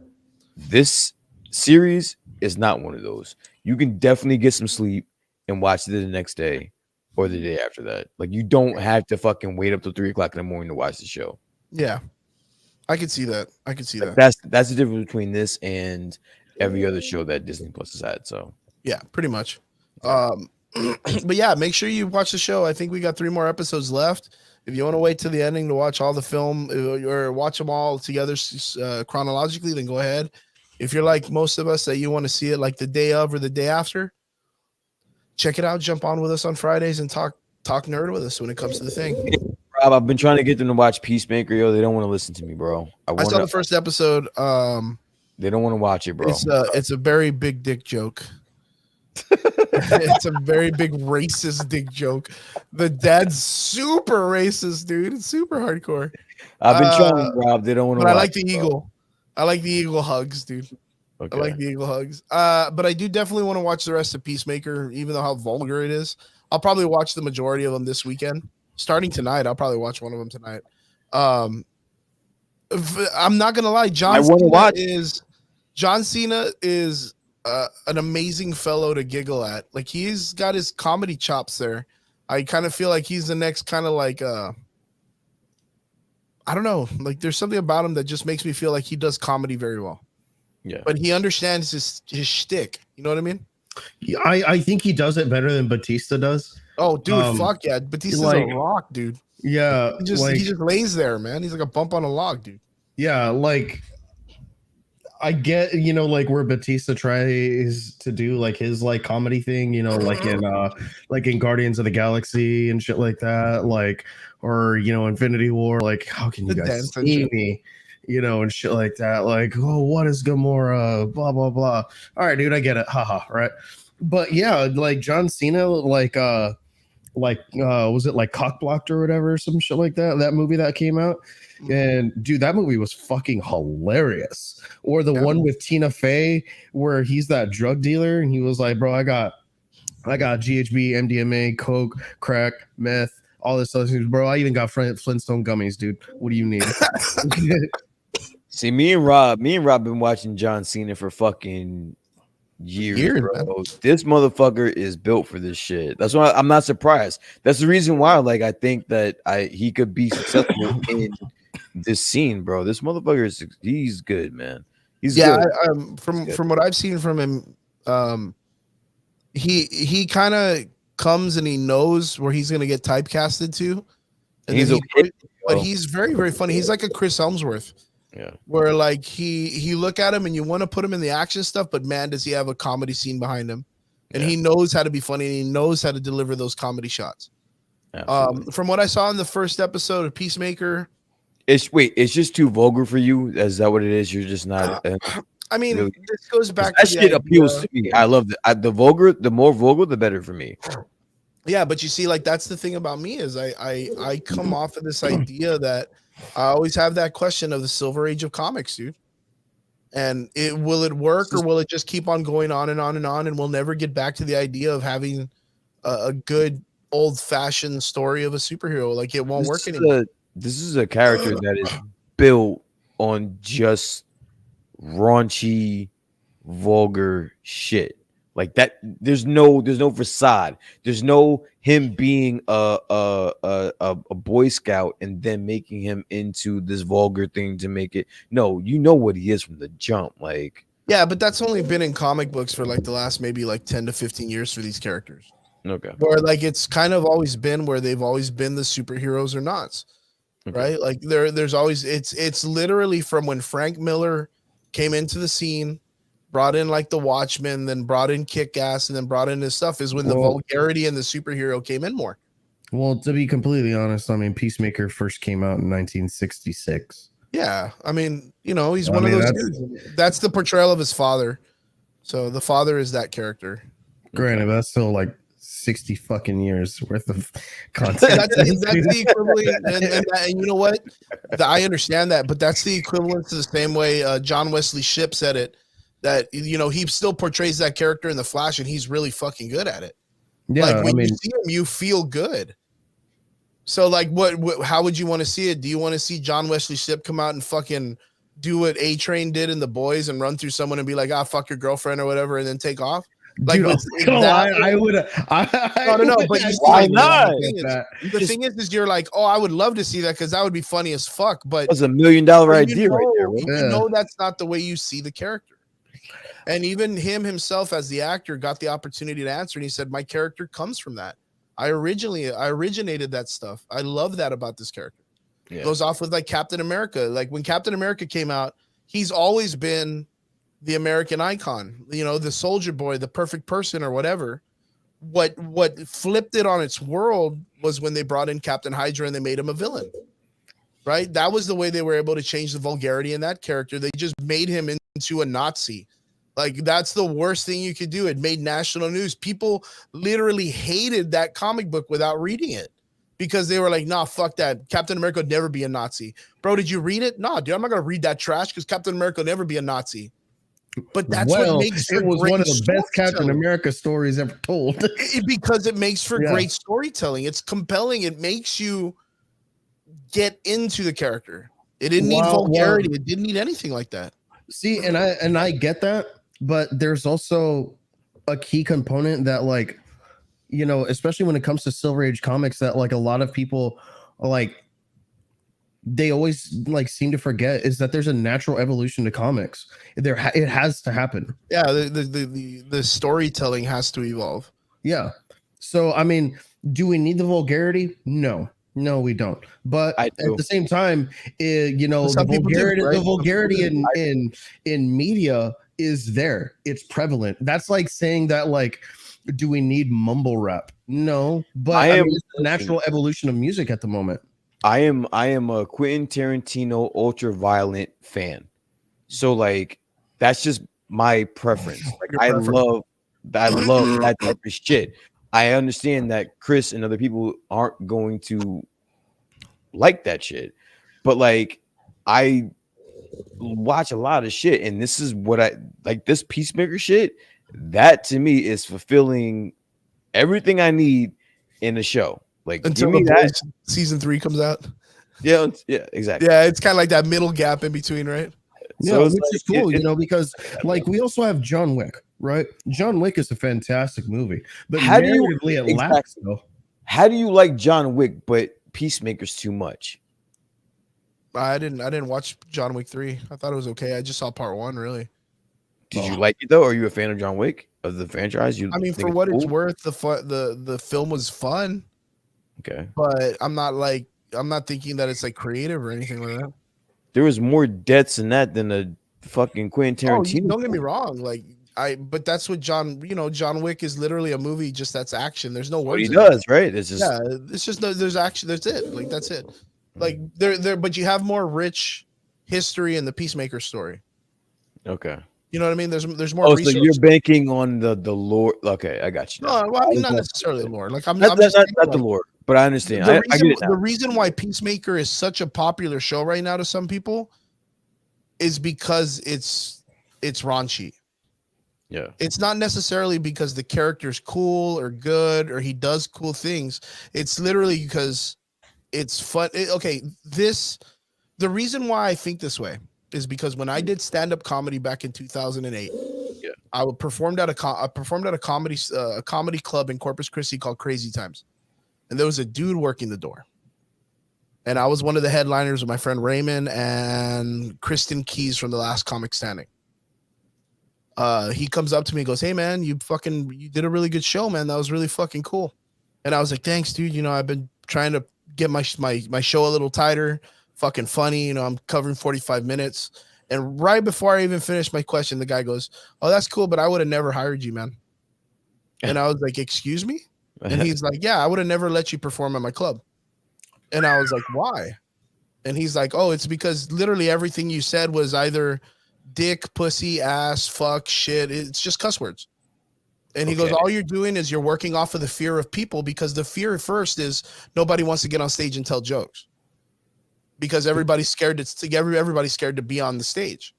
That's a true thing. People don't want to do public speaking. Okay. That's one. Then you go up on stage and you say a bad word and people are like, "Oh, he's doing two crazy things. He's on stage and he said a bad word. What are people going to think?" All you're doing is going off of the wow factor. Now with the wow factor, but wait, with the wow factor, huh? In comedy, that's a bad thing. Why? When you begin as a comedian, because comedy isn't about rest in peace, Bob Saget, but he made a whole career off that shit. You're talking about a person who started off having to do clean comedy to prove himself as a comedian. Anybody can go on stage and say bad words and say jokes with bad words and dick, pussy, and ass and all this stuff. But it's hard to do an entire set without cussing. It's hard to make jokes without cussing. Okay. And I challenge anybody to do a comedy set, in general. Do you equivalate comedy or stand-up comedy to art? You have to. Like literature. It's literature. Sentence structure. And would you say that art is subjective? It's always subjective. So then why would you listen to someone putting a parameter on what comedy is then? Well, the thing is anybody can get up on stage. Anyone. There's no one else that's out there that can be like, "No, you can't get up on stage." Yeah. But if you want to go and you want to play at a certain venue, you have to stick to the rules. And if you're a beginner, you have to do open mics. That sounds. If you can't do anything open mic wise, they're not going to hire you, right? That's fine. It's an open mic. I should be able to say and do what I want. I shouldn't. Yeah. And that's what open mics are for. Yeah. But am I going to hire you and pay you cash? So his critique of your stand-up, I think, is fucked up because it's subjective. Well, in the process of it, yeah, because I was already making money. Okay. Yeah, I was out there making cash. I was making like $500-$600 a show. Okay. So his opinion of that matter. So being that this is a paid service, he could have his opinion on how it was. Okay. Anyway, I'm lost, but I get it. He could have had his opinion on anything, but it made me think. Yeah. Because out of my whole entire 45-minute set, all my jokes had cuss words. Okay. And then I thought to myself, wait, was it funny because I'm doing something that people psychologically don't know that I'm making them laugh because it's a vulgarity? Who gives a fuck? What's the result you want? What's the result you want? Thing is when you're doing something at a level that you want to be a professional at, you're going to learn the psychology of it. You're going to learn how to dissect it, because telling a joke isn't just easy. There is dissection to it. You have to learn the ethics of the joke telling. Isn't that more psychology involved, is knowing that you're doing it and you're tricking people into laughing? That's the thing, is like when it comes to storytelling and jokes and all this stuff, there's a different thing in being a comedian and being just a guy that gets up and talks. Okay. I've never been a comedian. I just don't like the fact that somebody told you what to do with your stand-up and what to do with your comedy, and you thought that was gospel. Fuck him. No, but I take everybody's critique. I do that with everybody. And that's all that it is. It's critique. Fuck him. Yeah, but I mean, it's still, you have to take into consideration what this guy's saying, especially if the person, has. I'm that friend that when someone says some bullshit to you, I'm gonna say fuck him and fuck his fucking club. So that's the only comedy club between here and. I don't give a fuck. But fuck, you know what? I'll go on a corner and fucking support you on the fucking corner somewhere. Yo, fuck him. Oh, don't get me wrong. We got a lot of support. A lot of people in Corpus liked us when when we were doing it. Fucking Raymond right now is still a fucking animal in stand-up comedy down here. Yeah, I'm Guys sure. just banking all the fucking time. Sure. And he has my back. That's the dude that literally when we went up to Vegas, we went up to California, we did it all over the place. Yeah. But there is like there is a specific model when it comes to specific type of comedians. There's different ways to make venue and there's different ways to make money. Yeah. If you're a clean comedian, you get the opportunity to do a lot more public events because you're not saying as much vulgarities and whatnot and all this other stuff. So there is an intelligence in writing those type of jokes. You have to kind of restructure your literature and how you're going to say those words and deliver those lines and pick the right type of sentence structure to be able to hit that joke without using the bad words to make it an easier subject or an easier hit. Yeah. So there is some structure that's based in it, which is very, very interesting. But yeah, I 100% agree. Chrissy says it too. That she disagrees, Chris. You can't please everyone. If that was the case, that would a world we would live in. Yeah, well, I mean, I understand. I know what you're trying to say. I think this is a conversation that we can go back and forth on. I'm just gonna tap out, but I honestly think that, you know, if the jokes that you were using and the material that you were using felt genuine to you, and you were getting a reaction from people. Oh man, I mean, I didn't change my set. Okay. I didn't change my set, but I did take into consideration what the person said, and I started to study more. Yeah. And it made me realize the jokes of like the joke setups of like George Carlin, Lewis Black, all those guys when it came, like just legends. Bob Saget, vulgar, Bob all of Saget. them. Well, Bob Saget, I got to see here in Brownsville. He's all such of a them. crazy dude. All of them vulgar, and you attach the name legendary. And not only were they vulgar, but they weren't just vulgar. They were true. They were true to them. I think that's what, to me, is what I'm fighting for, is like the fact that you're being true to yourself. But either way, it doesn't make a difference. We don't gotta spend too much more time on it. We were talking about Book of Boba Fett, and we ended Comedy up having a special fucking- podcast. Yeah. Guys, but yeah, what did you think of the last Boba Fett episode? What did you think of all the other things that we talked about? What did you think about, are you going to go check out Bell in theater? What did you think about DC killing the Justice League? Are you going to try to get your tickets to When We Were Young? What did you think of Ahsoka Tano? What did you think of the gaming news? Microsoft buying out Activision. Yeah. Guys, what an amazing show, guys. Thank you so much for tuning in to all the people that came in and chatted with us today. Guys in the comments, ladies in the comments, we appreciate every one of you. Guys, thank you so much for tuning in. Boys, thank you for bringing the Trinity in today. We had Brian, of course, and we had Trigger. Thank you guys for showing up. Thank you guys so much for tuning in with us, guys. Every Friday here, live on Facebook, on YouTube, and on Twitch. Join us every Friday. We love you. Stay safe.